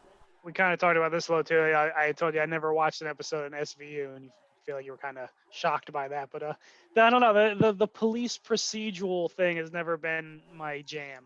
Like I just never really got into those. See, I never did either because I remember like my grandparents watching that stuff when I was a kid. I was like, "This is so boring." But then, like, I can't watch the other ones. I can't watch any of the other Law and Orders. But SVU, it's like I think the character development of like the main character is good, and then like the storylines are kind of they're fucked up, but they're realistic, and just seeing Well, we how got our first surprise coming out. Sorry, I didn't mean to cut you off, but oh he was yeah. supposed to show up a couple weeks ago, The man who spits in the face of people who don't want to be cool. and I he don't know if you chew. can spit in people's face with COVID going No, on I don't think so. right Is it weird that he's so like oiled up? He looks like a Ken doll. It's kind of He weird. still looks like he's in great shape, though. I don't know if he's still wrestling outside of Yeah, WWE or what. he looks way bigger than he used to. Yeah, he looks way I was like gonna say Shinsuke. He came out while we were talking, and he was another guy that some people were kind of saying maybe could be a dark horse because of that thing they did with where they screwed him out of the gauntlet match. But I don't know. He's already won one. I don't see him winning again. yeah, and even when he won, it was not like that good. Question: Yeah. did I miss something, or is Randy Orton eliminated? So him and Edge were brawling outside the ring, and Edge hit him in the leg with a chair. So I don't think he's eliminated. I think he's like injured. He's probably gonna come back later. Oh, okay. And then Jeff Hardy got tossed out while we were talking also. So he's gone. Wow, Jeff Hardy been in the company for about 30 years. Yeah, I can't believe he he's gets not jobbed crippled out. at this point, the way he wrestles. What do you think of Matt's new character in AEW? Well, The it's Big not really Money Matt. new. It's not really new. He was doing that at Impact well, before he started, before the broken stuff. new to like actual people who watch real wrestling. Not Yeah, Impact Wrestling. well, I don't like to say that because I feel like Impact gets a bum rap sometimes. I think they're like people still act like it's 2010 and like Dixie Carter's still running the show and like they actually like made a lot of improvements and obviously they don't have like the penetration that like WWE or AEW does because they're on like a much smaller network. Yeah. But that broken stuff though, like that was getting a lot of play even with on Impact. Like that like kind of blew up a little bit. Like even people that weren't watching Impact were like, "What is this broken stuff?" And Yeah. they so like They went out of their way to find it. yeah, It's a lot harder to because do they that put it all now. up on YouTube and stuff too, so it was easier to access. Now with like Kenny Omega like going to Impact, it's still hard to find, but people are interested. They've had some of their best ratings in years because of it. Well, we talked about before I dropped cable, I got Sling, and Sling actually carries Access TV, which my cable company didn't. So I've actually been able to watch Impact. Like I always kind of followed along just like on YouTube clips and stuff, but I wasn't able to watch full episodes because I didn't get the channel. So I've been following it a little bit more lately. But no, the Big Money Matt thing, it's pretty funny. And then like I don't know, I guess they were kind of making it a thing where like him and Private Party where they weren't really feeling it, but now they kind of totally turned heel and are with him now. So Yeah, it was weird though. now they're doing like a crossover where they're getting a title shot Yeah. with the Impact title. So But you could see that on Impact this past week they were still kind of like but on AEW they were like heel. So you could tell that Impact was filmed beforehand and like they did like a batch. Well, see, that's the thing. I don't even know how they're because like AEW's live and Impact's tape, so I don't know how they're doing with the taping schedule. Like it gets kind of confusing sometimes when you got two things crossing over and one's taped. What's like what was taped first and what? And then okay, so we got number 9 is Big E. So you had and Xavier just came out before him, so we got two New Day members in the ring at the same time. So and the IC champion. and which is basically what Sami Zayn is. His conspiracy theory is that he is the rightful uh, IC champ. Yeah, I think he his claim is he got screwed because it was a lumberjack match and the lumberjacks kind of beat him up, Yeah. tossed him back in the ring. That's what they're supposed to do, though, man. It's a lumberjack match. They're supposed to toss people back in the ring. So the New Day have attire. It's John Huber, inspired AKA Brody Lee, AKA Luke Harper. Harper, Oh and yeah, he recently passed away, unfortunately. yeah, on the 26th of December, and he was what, like He was only 30? like 40 years old. Yeah. But did you listen to the AEW stuff with his wife? No. It was really interesting. They were saying, oh, Sami Zayn got eliminated. They were saying she was saying that like he was fine one day, and then I guess he really liked the Peloton bikes, Mhm. and he always completed his workouts. And then one day he was like, I could not catch my breath to finish my workout. And so she was like, all right, take it easy. Like, and she thought something was weird. She's like, let's go to the doctors. And he was being stubborn and said no. She said that all of a sudden he had a really bad fever and they thought it was COVID. So he got tested. Well, that's what I was gonna say. Your red flag is obviously gonna go up with COVID and stuff, but they said it wasn't COVID related. So Yeah. So she said he got I don't COVID know. tested, all of that. And then it got to the point that he like really was struggling breathing. So he apparently she said before they went to the hospital, he got tested like 3 or 4 times, all negative COVID tests. Then all of a sudden, apparently, he went to the hospital, and they were doing COVID tests, nothing. They were doing all this stuff, nothing, and they found that his like lungs were damaged, and he wasn't a smoker or anything like that.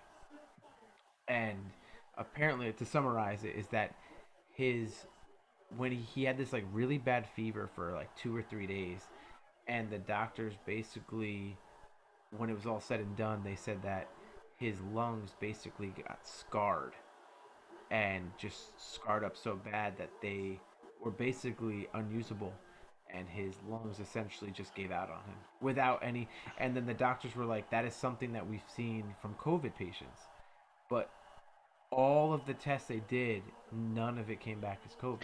Yeah, but could he have possibly had it earlier and not known, maybe, or something? Because they say you can have it and Yeah, have no symptoms. So yeah, but it that's was what's kind of like, scary about it.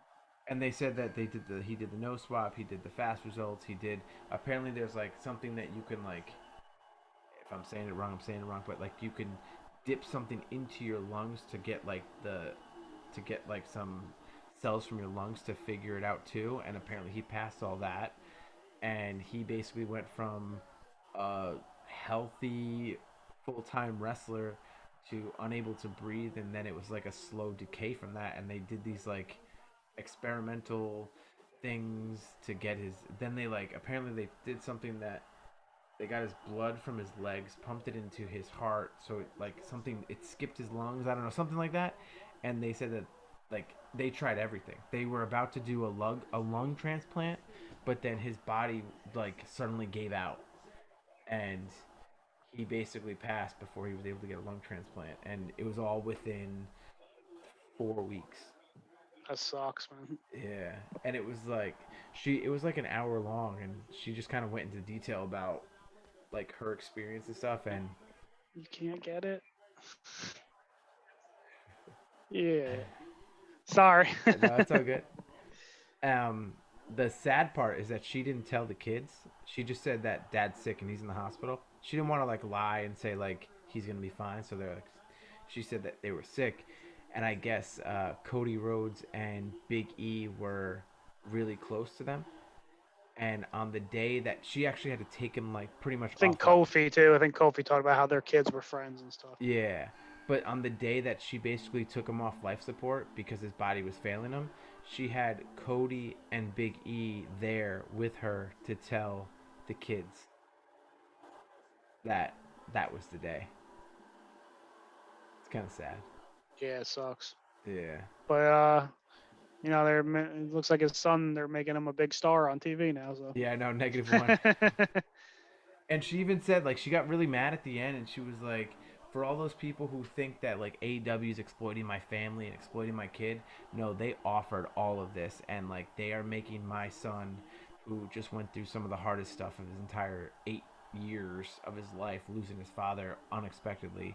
They're making this kid's life, and they're making his life that much easier. And I'm just enjoying seeing my kid smile, and that's something that I can't do right now. So, and she was like, they are not exploiting us. If at any point my son doesn't want to do this anymore, we're done. Like all this, and I was like, this. It was like really sweet, and it was like informative because again, all you know is like what's on the dirt sheets and stuff. Apparently, AEW knew all that stuff like weeks and months before his passing, but I guess his wife was like, I don't want any of this stuff getting out. Yeah, I think he didn't want anyone to know. I think Yeah, he asked to not, have it out there. yeah. So it was cool that AEW respected that, you know, Yeah. because I feel like WWE would have been like, so and so is on in the hospital, blah blah blah blah, just to get like a Well, I news don't know. story. They don't seem to want to mention COVID ever. Oh, here we go. Damian Priest. This might I be. was surprised when they announced Drew had it. That's true. Well, he's the champion. He's on TV. You know, you kind of have to. You can't ignore your champion to be out for 3 weeks. Yeah, but they could have said it was a different reason. He's not going to do the archery thing? I don't know. Come on. He normally comes out and shoots his arrow into fire. So that's our first surprise besides Carlito, right? Yeah, again, if you want to count NXT call-ups as a surprise, then yeah, I guess. Well, let's just say you don't watch NXT, so. Yeah. And I think this might be a call up for him, to be honest. Because Yeah, I think it is. I think him and Rhea, they had kind of been already discussing that they were probably going to be up on the main roster now. And what the last he faced Killian Dane. No, not Killian Dane. Karrion Kross. Karrion Kross. Too close to names. Killian Dane and Karrion Kross. I wish they kept it Killer Croc. Right? Was that Killer Croc? Well, he was when I first heard of him, he was Kross. Kevin Cross, and then he changed it to Killer Cross, and then now he's Karrion Kross. They're showing they're Orton. Showing Orton in the back with getting his knee worked on with Pat Buck, aka Jeremy Jam from Parks and Rec. Really? Oh, wait. No, I think he kind of looks like that guy. I'm not saying it's actually him. Oh, okay. I was about to say, wait, really? That's an interesting 1-2 to get from there to there. Dude, okay, ready? Parks and Rec, better or equal to Office? Some people say it's better. Some people say The Office is. I like Parks and Rec better than The Office personally. Okay. But I also watched Parks and Rec first. Like I watched Parks and Rec while it was on, where The Office I didn't watch until like I binged it later on Netflix. Oh, okay. I didn't get to The Office till like way later than everybody else. So they made this big deal that The Miz might cash in, and the championship matches are over already, and he hasn't done anything, and he's just bringing it out right now, and destroying the DJ booth. Oh, they had some kind of interaction with Bad Bunny before, but I wasn't really paying attention to it, so I guess that's why he's destroying his stuff. Okay. Like they're gonna do a storyline between The Miz and Bad Bunny. Okay, cool. I was actually watching SNL earlier, and Machine Gun Kelly was on as the musical guest, and I thought about the time Kevin Owens powerbombed him off the stage. Didn't he almost fuck that up? Yeah, he was kind of like wiggling around when he was holding him up, and he ended up landing fine, I guess, but it could have looked like it could have been bad. Yeah. Honestly, dude, I think like I'm definitely an Office guy, but I could definitely see how people would like Parks and Rec more. I think the Office has, you got like 5 strong characters and everyone else is like a side character.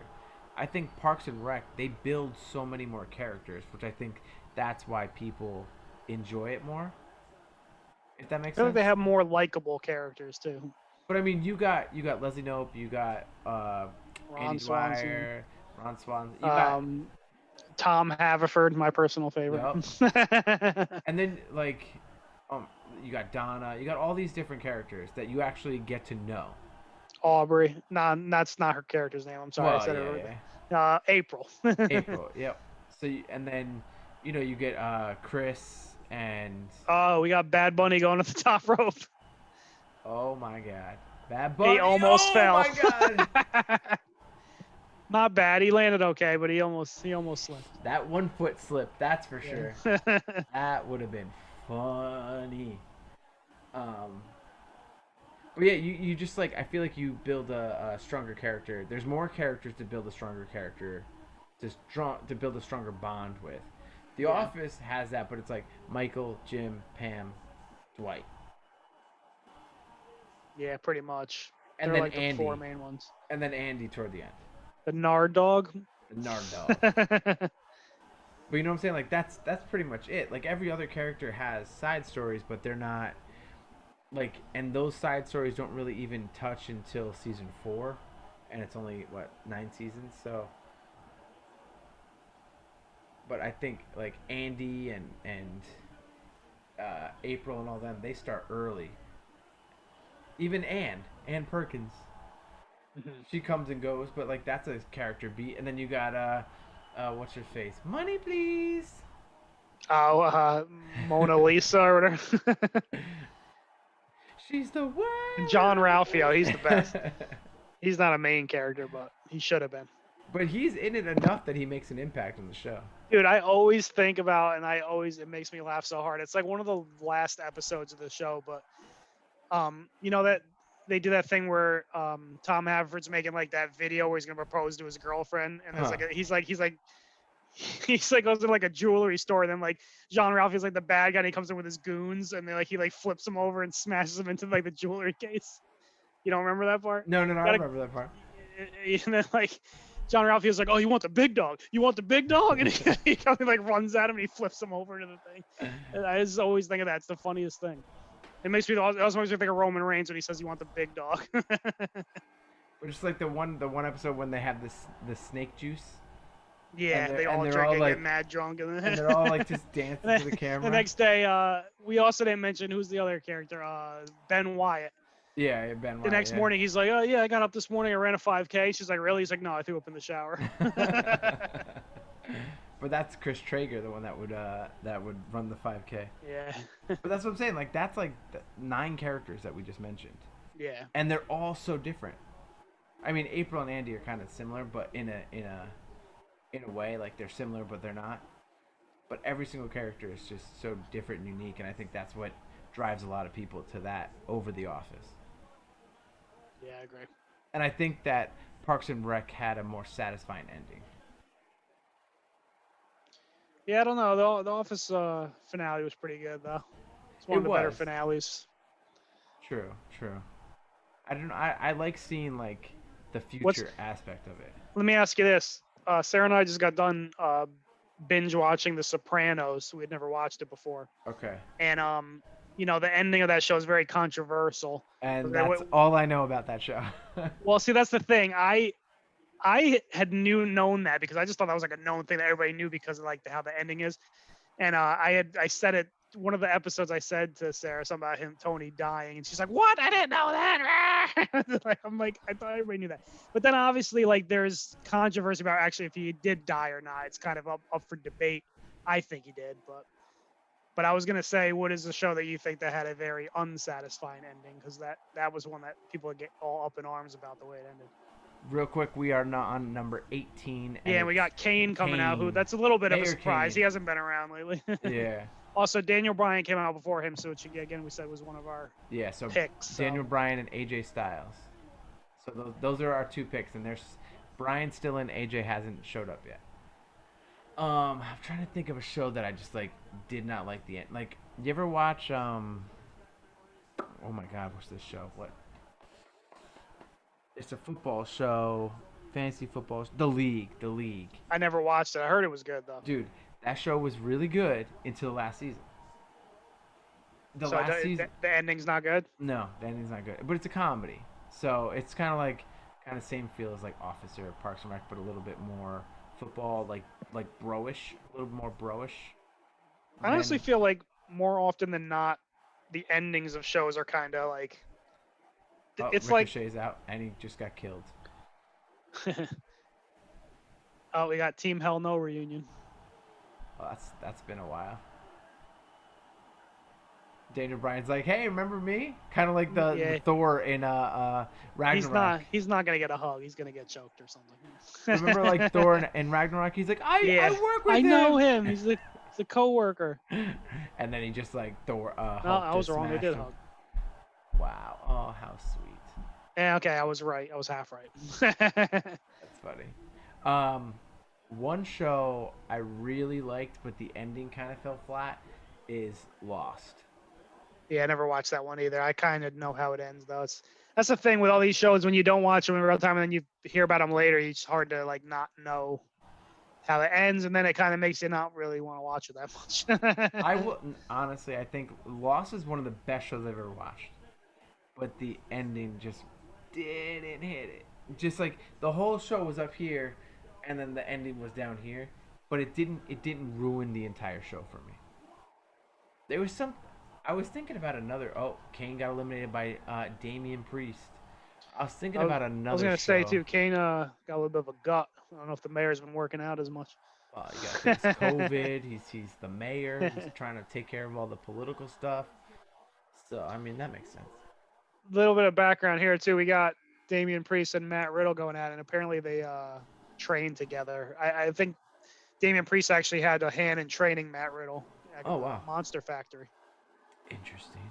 Here's a character that nobody seems to like and nobody ever likes. I Number don't mind 19. Corbin. I don't really. The King gimmick is kind of stupid, but when he was like regular Baron Corbin, I thought he was pretty. He's a good heel. Like you're not supposed to like him. You know what I mean? So like, But did you like him better with hair or without? uh, his hair you could definitely see was thinning and his hairline was receding. So I think shaving it bald was probably the right Yeah, idea. probably. He could have just gotten plugs though. You know that would just got injured. Say he was injured for 3 months, got plugs, and it would never Well, notice. what they should have done is he should have lost a hair versus hair match instead of just shaving it for no reason. Who? Oh, it was who was against? Who was it against? He didn't. I'm saying he should have. He didn't But lose a match. He just shaved his head just because he felt like it. but it was around the same time he shaved his head. There was somebody he could have had a hair versus hair match that I was like, why didn't they just do that? I don't remember who he was feuding with at the time. But I remember that, and I was like, why didn't they just do that? That would have made so much more sense. And then like 2 weeks later, he came out with no hair. I don't Like know. that would have just. I feel like that's the easiest way. It just adds little stakes to a match, without like you're gonna do it anyway. So why not? I agree. Number 20. This is. I feel like this is going faster than the women's. Yeah, I know it's flying by. We got Otis coming out. Oh yeah, Oh the Kool-Aid yeah. man. This guy who And he's doing a bushwhacker walk to the ring. he was with Mandy Rose. That storyline ended, and then he became essentially a jobber to the stars. Well, he's I don't like the storyline that's going on right now with with Gable. him and Chad Gable. Yeah, I think it's silly. And again, that's another tag team that they broke up for what purpose? Yeah, it was the same thing. They should have just because Tucker ain't doing nothing. They dropped He's him completely. well, he's in the 24/7 gimmick. Is he? I haven't even seen Yeah, him doing that. he's in the 24/7 train. Oh, look at that! Damian Priest came out of the corner, just so happened to fall on his back to get the worm. One of my favorite moves, the worm. I think Scotty 2 Hotty did it better. Yeah, but Sky Too Hot, he didn't weigh 300 pounds like this guy does. That's true. So have you watched any of the WandaVision yet? Not yet.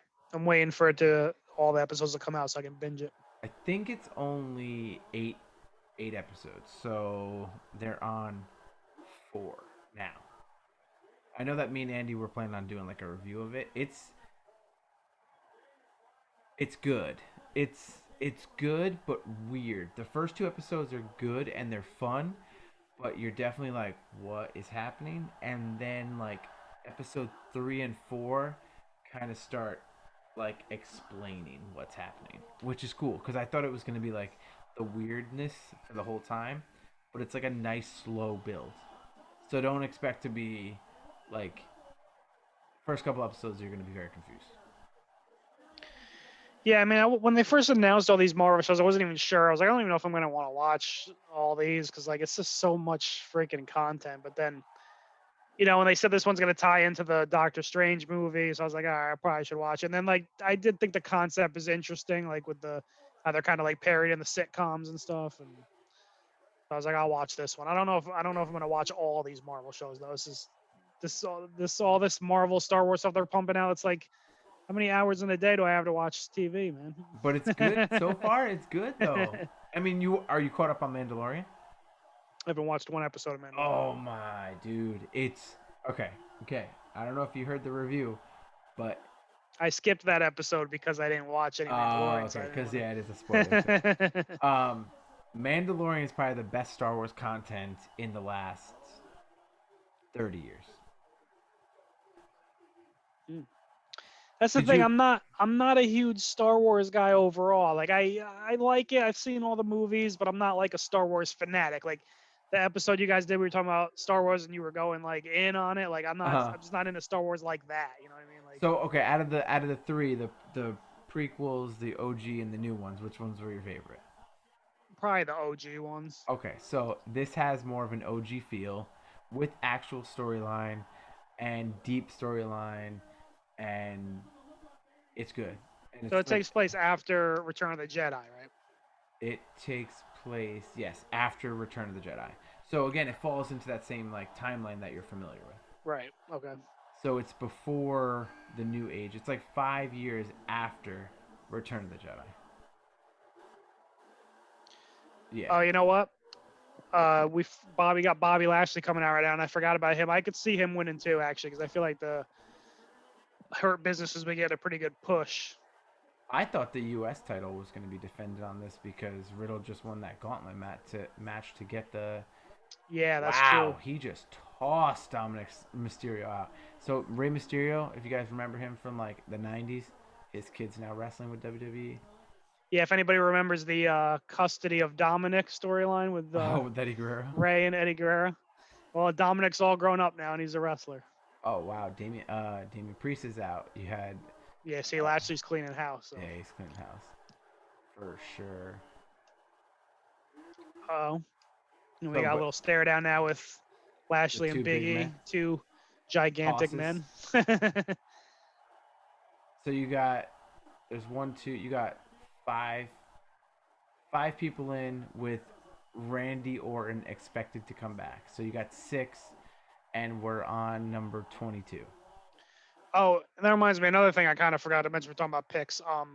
Another thing I could definitely see happen is I could see Brock coming in, winning the Rumble, and then you already got built-in story with him and Roman, with Heyman being with Roman now. Okay. Like, they've already wrestled each other at WrestleMania twice, but this time there would be roles reversed for the first time with Roman being the heel. Can you really see Brock Lesnar being a babyface though? Like in the right story, Hurricane. I could see it. Hurricane. Wasn't he in last year? No, he was in a couple of years ago. I mean, he's a road agent, isn't he? Yeah. But nah, like under normal circumstances, yeah, Brock doesn't really work that good as a babyface because he's like a gigantic man. But in that storyline, if he played up with Heyman and Heyman being like, oh, he ditched Brock to go with Roman, I could see it working. Yeah. And as long as Brock doesn't talk, and that's the storyline, and just have Heyman talk for him, but against maybe him. Maybe you get Brock a new manager. But I feel like if you just have Heyman talking for Brock, but against him, being like, I know you so well that I know this is your motivation, and so you don't actually have to have Brock say anything. You're almost using Heyman to tell his story without being on his side. They should get Jim Cornette to come in and manage Brock. It'd be like Cornette versus Heyman, like back in the day. That would be interesting, but I don't think. Although I WWE think Cornette, wants... I think Cornette hates Brock. He hates everybody, but yeah, and I don't think WWE wants Cornette anywhere near I don't think their so. product right now. He's a little. I don't think bit, anybody wants him near any of their products. Yeah, he's got a lot to say. He does. Without a lot to back it anymore. Back when I don't know. I find myself agreeing with him more and more, and then now the older I get. Did you hear the whole? What's your take on the whole Undertaker calling the wrestlers soft nowadays? Or did you not hear that interview? Yeah, no, I listened to the whole Joe Rogan podcast actually that he was on. Oh wow, what? Wow. Christian can't wrestle, can he? Supposed to be retired? I thought he was like injured. I guess he could just do a quick if he just gets dumped out right away. He doesn't have to take any big bumps or anything. Oh, you got to remember Lashley has a history with him in TNA, right?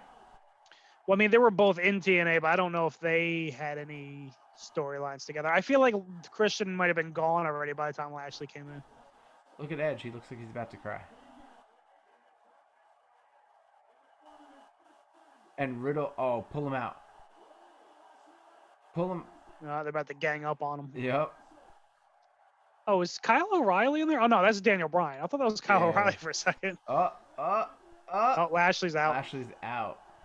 And now you got Edge and Christian in the same ring in a match, and that's what, the first time in 15 years? Probably more than that. They're saying it's been 7 years since Christian's been in a WWE ring. So then you got to add what? Edge retired in officially 2011. Yeah, so you got to add that. And when he retired, Christian was with TNA, wasn't he? No, he had come back by then. Oh, okay. Because remember, Christian won the world title like a couple months after he retired. They did like a thing because it was vacant, and then he did a thing with Del Rio, and then he won. True. Oh God, Riddle, get out of here. That's cool. I really like the Edge and Christian podcast and the Edge and Christian show, but like I only watched like 1 or 2 episodes of the show. Yeah, dude, I think it's a thing I keep going back to. It's just too much freaking content. Like I can only spend so many hours watching TV. Like yeah, but that show ended like 3 years ago. So. I know, but I just never. Just trying to watch the actual wrestling content takes up all my time. So then trying to watch extra stuff on the network, it's just hard to fit it in. True. But I think it's very insider, and they make fun of things that if you're like a real fan, you understand a lot of it. Right. And see, now these guys got history from TNA. Yeah. They were like in a faction together, and they feuded, and they wrestled each other a lot in TNA. And that's probably why they're having AJ Styles touch him, because he probably feels safe with AJ. Yeah. Because you gotta look, no one else has touched Christian.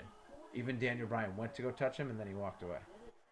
And Matt Riddle didn't touch him either. He took bumps from him. But that would be an interesting match, AJ versus Edge. Yeah, that was one that a lot of people were talking about last year when Edge came back that they would have liked to see. But then, he got injured, so. Yeah. I mean, he kind of rattled off a bunch of people that he'd want to work with because, there's a lot of new guys now since he was here last time, but unfortunately he lost a lot of the year to injury. AJ took that hard, that spear. Well, last year he took a spear from him and he hurt his shoulder. Oh, did Remember? he? Yeah. Oh, I thought he speared Dolph. He did get Dolph first, but he got AJ after that, and AJ landed weird on his shoulder. Oh, so maybe that's like a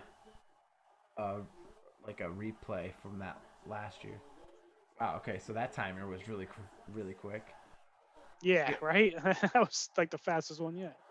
So you got to think there's still we're on 20.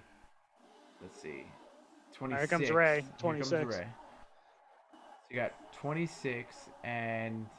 So we got you still got 4 more after this. And then you still got Orton. I bet you Fiend's 30. I bet you Fiend or the Bray Wyatt character is 30. I can't see any more surprises, to be honest, this late in. What is this ad in the bottom left corner? Victoria what? I have no idea what that is. They're probably talking about it. We just can't hear it. Have they wrestled before? AJ and Rey Mysterio? Maybe in TNA. No, Rey was never in TNA, I don't think. I know they wrestled on the Indies. I don't know if they had a match in WWE. I want to say they did, but I don't think it was that high profile of a match. It might have been on like SmackDown or something. Okay. Do you remember? Did you go to that show in Dutchess Stadium, and it was Jeff Hardy versus Liger? Wow. Yeah. What the hell was that? See, again, that shouldn't count because almost ain't in the match. How can he eliminate somebody? And he just pulled him out. How is that fair? They're at least on this. No, they're not even on the same show. So there's no Yeah, they are. come. Actually, no. You're right. You're right. They're on Raw. Yeah, Yeah, you're so right. there's no comeback for that. Like that's stupid. That doesn't make any Yeah, sense. that was dumb. But it was what Jeff Hardy and Liger, Matt Hardy and I think Matt wrestled Sammy Callahan. Sam McCallihan, and then it was Rey Mysterio versus Angle. Kurt Was Angle. it? I thought Cody wrestled Angle. I think that was another show. Or did Cody wrestle? I think Actually, no. I Cody. think Cody wrestled Ray. Because remember, he tried to get Ray to kiss the ring. That was when he was Ring of Honor champion. He had that ring. So I think Kurt wrestled somebody else. But there was Kurt Angle was the main event. Yeah. But I know that I was there when Cody fought Swagger in Newburgh at Ice Time. And Adam Cole was there right before he signed for NXT. No, that was the match. Adam Cole wrestled Cody. Swagger wrestled somebody else. The main event was Cody and Adam Cole. Oh, That one okay. too. Yeah. I thought it was Mysterio versus Angle, but I mean, who cares? But so we're at 27. It was Sheamus, the Ginger Sheamus. I actually saw one of the ones Sean and I went to at Dodger Stadium. We were like in the second or third row, and the main event was Ray and Del Rio against the Young Bucks. Wow, that's an interesting mashup. Yeah, it was pretty good. Were you at that show when Kenny was there? At the Civic Center? Yeah. Yeah. That was Kenny and Phoenix. Who else was in that match? I feel like there was another like WWE star. That was the main event, and then RVD was in a match. I know. Yeah, he wrestled Swagger, and Penta and Darby Allin was the other big match. Oh, okay. Which they still haven't even done that in AEW, so that's a match they can always go back to because that was good. They did the Phoenix Omega match twice. Well, they wrestled once in AAA and then once in AEW. Well, I think they wrestled. Well, because Omega has the AAA championship. Mm-hmm. Did you watch that AAA Mania? No, the only thing I saw some highlights of the match Omega had with Laredo dumb. Kid. Yeah, this is stupid. Like this can't count. Like you gotta, They gotta boot him into the back. So basically, AJ Styles has this like big muscle guy who's like he's like 8 feet tall. Yeah, and he's just pulling people out of the ring, which is not really fair. So and even Mysterio is on SmackDown and AJ is on Raw. So again, 2 SmackDown guys getting pulled out by this guy who they can't get any revenge on. So storyline wise, it doesn't make sense at all. No, got former tag team partners. What were they called? I loved these guys as a tag team. The Bar. Oh, the Bar, yeah. I didn't like that they broke them up because, especially since they ain't doing shit with either one of them as singles. So. Because Sheamus had a storyline with friggin' Drew McIntyre that just. Yeah, I feel like they dropped that though. Yeah. He's gonna get eliminated by that. Okay, he didn't get eliminated. See, the one reason why I'm not sure if Daniel Bryan would win or not is because I've heard that now that he has another child, he's cutting down his schedule. Well, yeah, he's saying he wants to, kind of drop to part-time, but that doesn't mean he wouldn't be in the main event of WrestleMania. In fact, some people were saying that maybe it could be like a career. He puts his career on the line, career versus title or something. Oh, okay. That would be his last match, at least as a full-time guy. Oh my! I would throw up. I don't know how he does that without getting dizzy. For those who can't see, Cesaro does this move called the Cesaro swing, where he grabs the guy by his legs and basically just swings in a circle and swings the guy around like he'll do it like 30 times. Yeah. Who is this? This is Seth Rollins. Oh. Interesting. I forgot his music. Papa Rollins. Yeah, Seth Rollins was out on paternity leave because him and Becky Lynch just had a baby. Wow, that was fast. Well, I guess Daniel Bryan came back with no, they had their kid late December. So he's only been out for what? Oh no, because he left like a couple weeks before they had the kid. So he's Yeah, been out Survivor Series was the last match he had. November. Yeah, I guess I wonder if he's gonna be a babyface again now. I mean, he still got the heel The Monday Night Messiah Messiah. music. Yeah. He's on SmackDown. Yeah. And watch, he's gonna go. Oh no, Ray got eliminated. I was like, watch, he's gonna go attack Ray, and then that's gonna be that storyline rinse and repeated. But Nah, they need to be done with that. That shit went on forever. Plus, do you notice that's another thing they dropped completely? What happened to Murphy and like the thing with him and Aaliyah, the daughter? They yeah, like haven't been on at all. they do these things, and you're just like, what? Like they just drop these stories. But again, like you said, they do these things expecting you to forget. Yeah. Well, I'm also with the way things are right now. I keep wondering if something just gets dropped like that. I'm like, oh, did somebody get COVID and That's they had true. to take them off TV or That's true. something?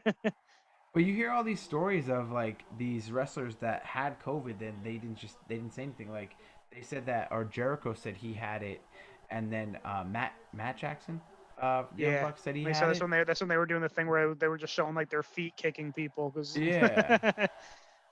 Wow, that was that definitely was not fast 90 count. seconds. No, That shit not at went by all. way Yeah, fast. and this is 30. This is the last entrant here, and it is Braun Braun Strowman. So Strowman. So no Fiend's Fiend. not in it at all. No Brock either. Wow.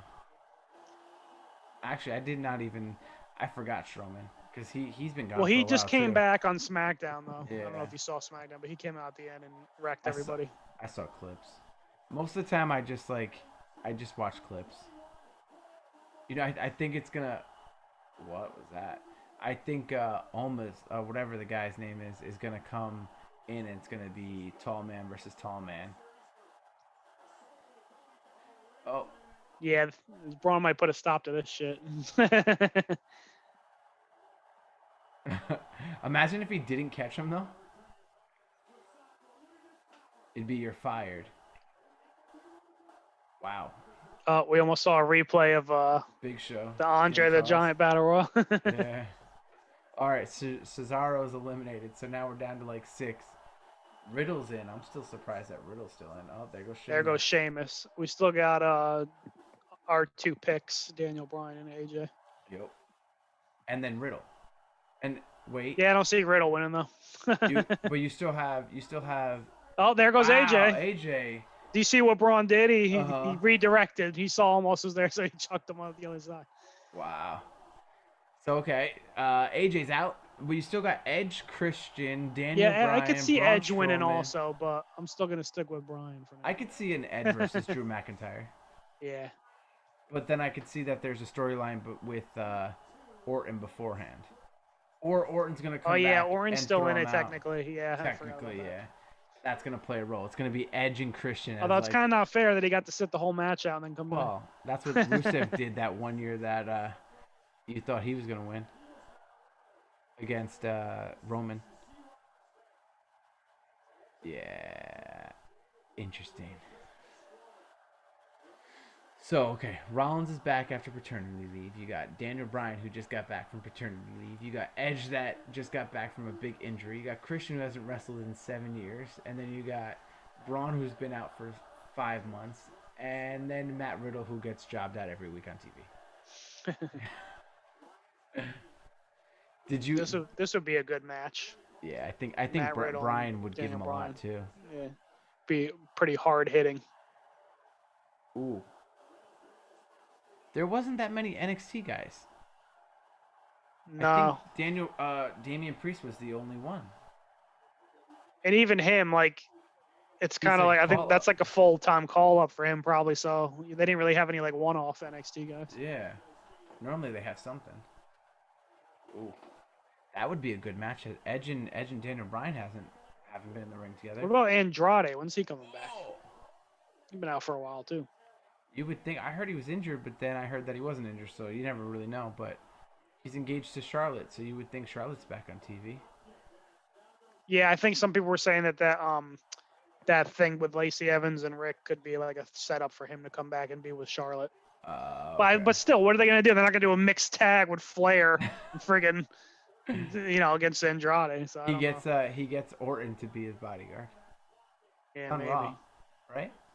Well, I don't know. Last time Orton kicked him in the freaking head. Last time he was on. And then he hit him with chairs with the night vision goggles. Yeah, yeah, that was stupid. Like you say these things and you're like, did that really happen? But have you watched the Total Diva stuff, or you don't watch that stuff? Yeah, I watch it. It was pretty cool, like seeing how they friggin' had kids a day apart and stuff.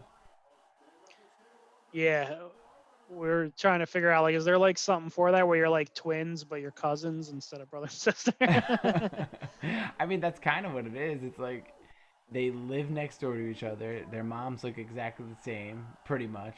Well, I was saying that too. The kids ever get confused, like which one's my mom?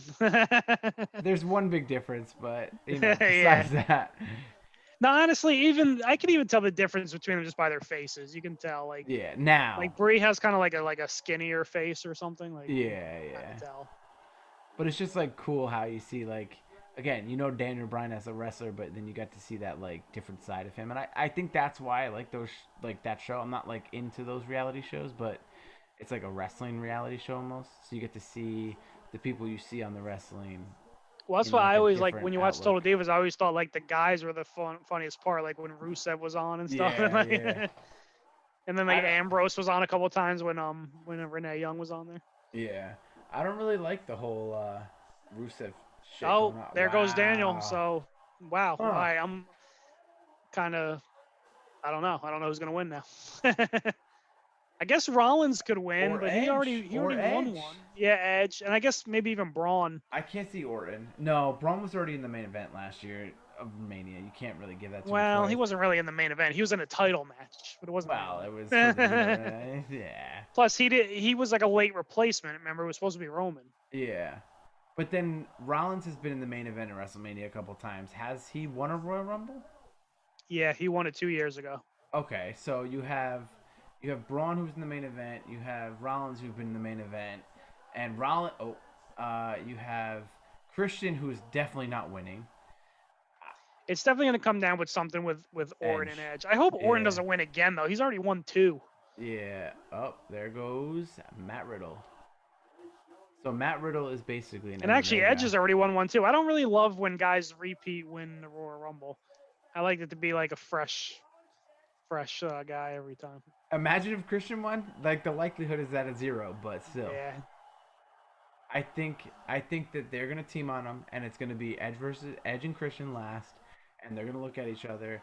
Edge is gonna turn on him, and then Orton's gonna come in. As long as Orton doesn't win, I think that's what you need to do. Uh, he's like, He's just gonna toss Rollins out. yep, see you later.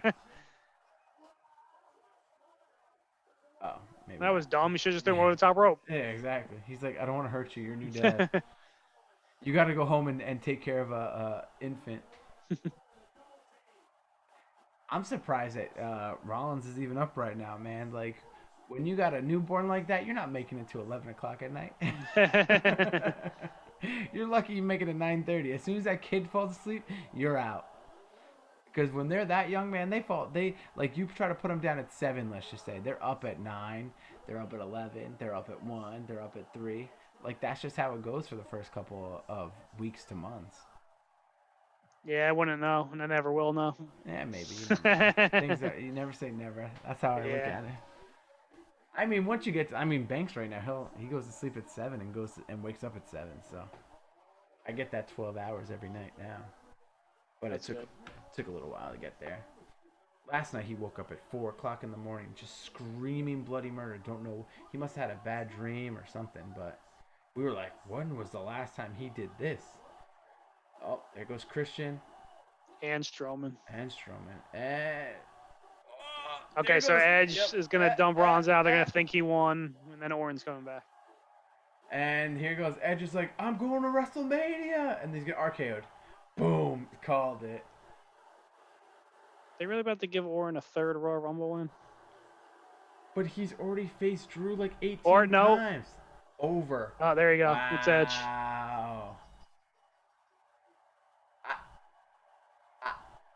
Why? He came in I as don't know. number 1.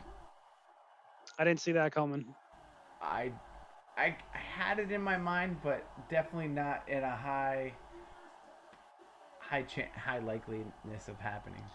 But see, now I wonder if they're gonna try to somehow get the belt on Orton and then do them for WrestleMania, or maybe he'll go for Roman.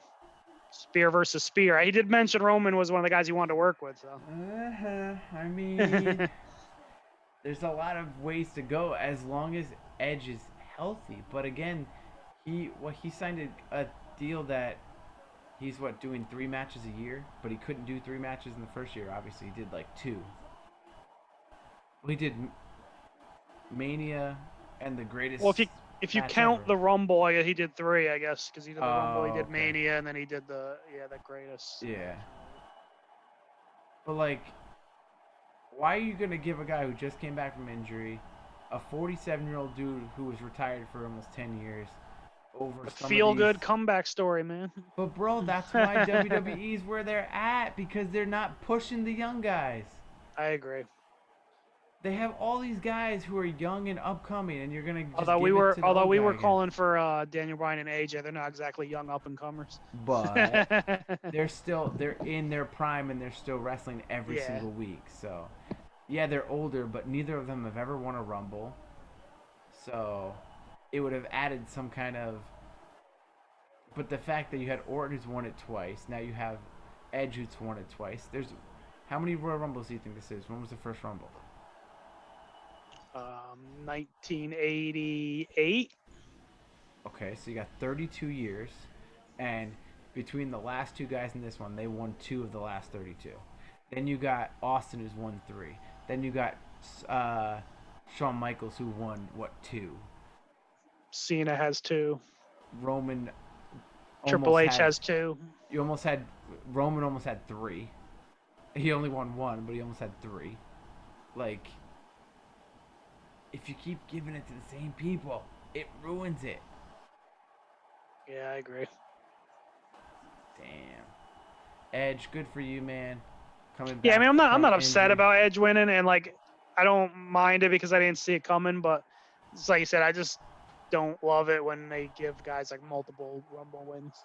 Especially an older guy. Again, I don't hate the older guys, but if this was Goldberg, people would be pissed. Yeah, like I don't really need to see Edge in a title match. Like at this point, his career is like an attraction. It's just cool to see him in a match. He doesn't need to be in a title match. Yeah, exactly. It's just like, all right, man, good for you. Well, that was the Rumble. Anything that you want to add to the ending of that? What's your overall feeling of the 2 Rumble matches that we just endured? I think I like the women's one better because the women one did what we said. They pumped up 2 up and comers. It was like true. You didn't know who was gonna win, and they gave it to Bianca, who's like an up and coming star. So, and the men's one, I don't know. They didn't give us a whole lot of surprises either. We really only got like who was a surprise? I'm not even counting NXT guys. I don't count Damian Priest. Hurricane. Like who was Carlito. Yeah, Carlito. I forgot about Carlito. Carlito and Hurricane. That was it. Yeah. And again, and Christian, I guess you would say Christian. Yeah, he would count. So 3 out of 30, and then if you really want to get technical and say the NXT, you got 4 out of 30. You got more of that with the women's. Tori Wilson, Victoria, Mickie James. They're advertising as a surprise, stuff like that. So it's like, I don't know. Now they're playing a documentary about Yokozuna. And this brings back a lot of memories because it's like when I first started watching wrestling in 1993, like Yokozuna was the champion and that dude was mad scary. One of the first things I remember seeing in wrestling was when Lex Luger body slammed him on the USS Intrepid or whatever it was called. They just showed a little clip of that. Oh, wow. So what I'm going to say is Yokozuna reminds me of the Super Nintendo game that I used to play. Oh yeah, like Royal Rumble or one. Yeah, and I just remember hearing. Did you do like the theme songs? You know, like when you hovered over them and stuff, they was like theme songs. It just reminds me of that. But to go with that is that actually the next episode next week, Andy, who should be back from his illness next week, we're gonna go into a deep dive of video games and what we think our top 5 or 10. We haven't decided what our top 5 or 10 video games of all time are. And maybe, just maybe, the wrestling Super Nintendo game is on my list. Damn, man, that's an episode I wanted to be on. I want to talk about video I mean, games. man, I'll talk. I'll talk to Andy. Maybe we can have you on it and just do it. I Yeah, mean, who I cares? mean, no pressure. It's cool if you don't. But We'll say. I if you mean, need a co-host, though, I'll jump all on. I right. guess. Give me a little highlight of something that you say. It'll sell. So we're Andy. talking any video games, any console, Any or all console. time. Like we're going all time. Don't give me your whole list just in case you're on next week. Well, I'll Give me like two. the first one that pops in my mind, probably my favorite video game to play ever, the one I still play, like me and the guys get there and I play know all the time, is WWF No Mercy, the greatest wrestling game of all time. I don't care how what 2K, 8K, whatever this stuff they come out with, I don't care. I don't mess with it. I play No Mercy. I keep my N64 so I can play No Mercy because it's the best. It's the best game to get the guys together and play. We'll just play for hours, and like that's probably one of my favorite games of all time. Not probably, definitely is. Okay. All right. And if we're talking like one player, kind of like more like story driven adventure games, like I'm always like a huge Resident Evil guy. Those are like, even though I didn't get as much into the later ones, like once 5 came out, it's kind of like, I don't know, it's too much now. It's too much like There's fast paced and definitely like a Resident Evil on my list for sure. Yeah. Well, yeah. I'm gonna guess it's probably 4 because everyone loves 4. But... Yeah, I mean, spoiler alert. Well, I mean, like to me, the first 4 are like some of the greatest games I've ever played. Yeah. So let's end there before we spoil next week's episode.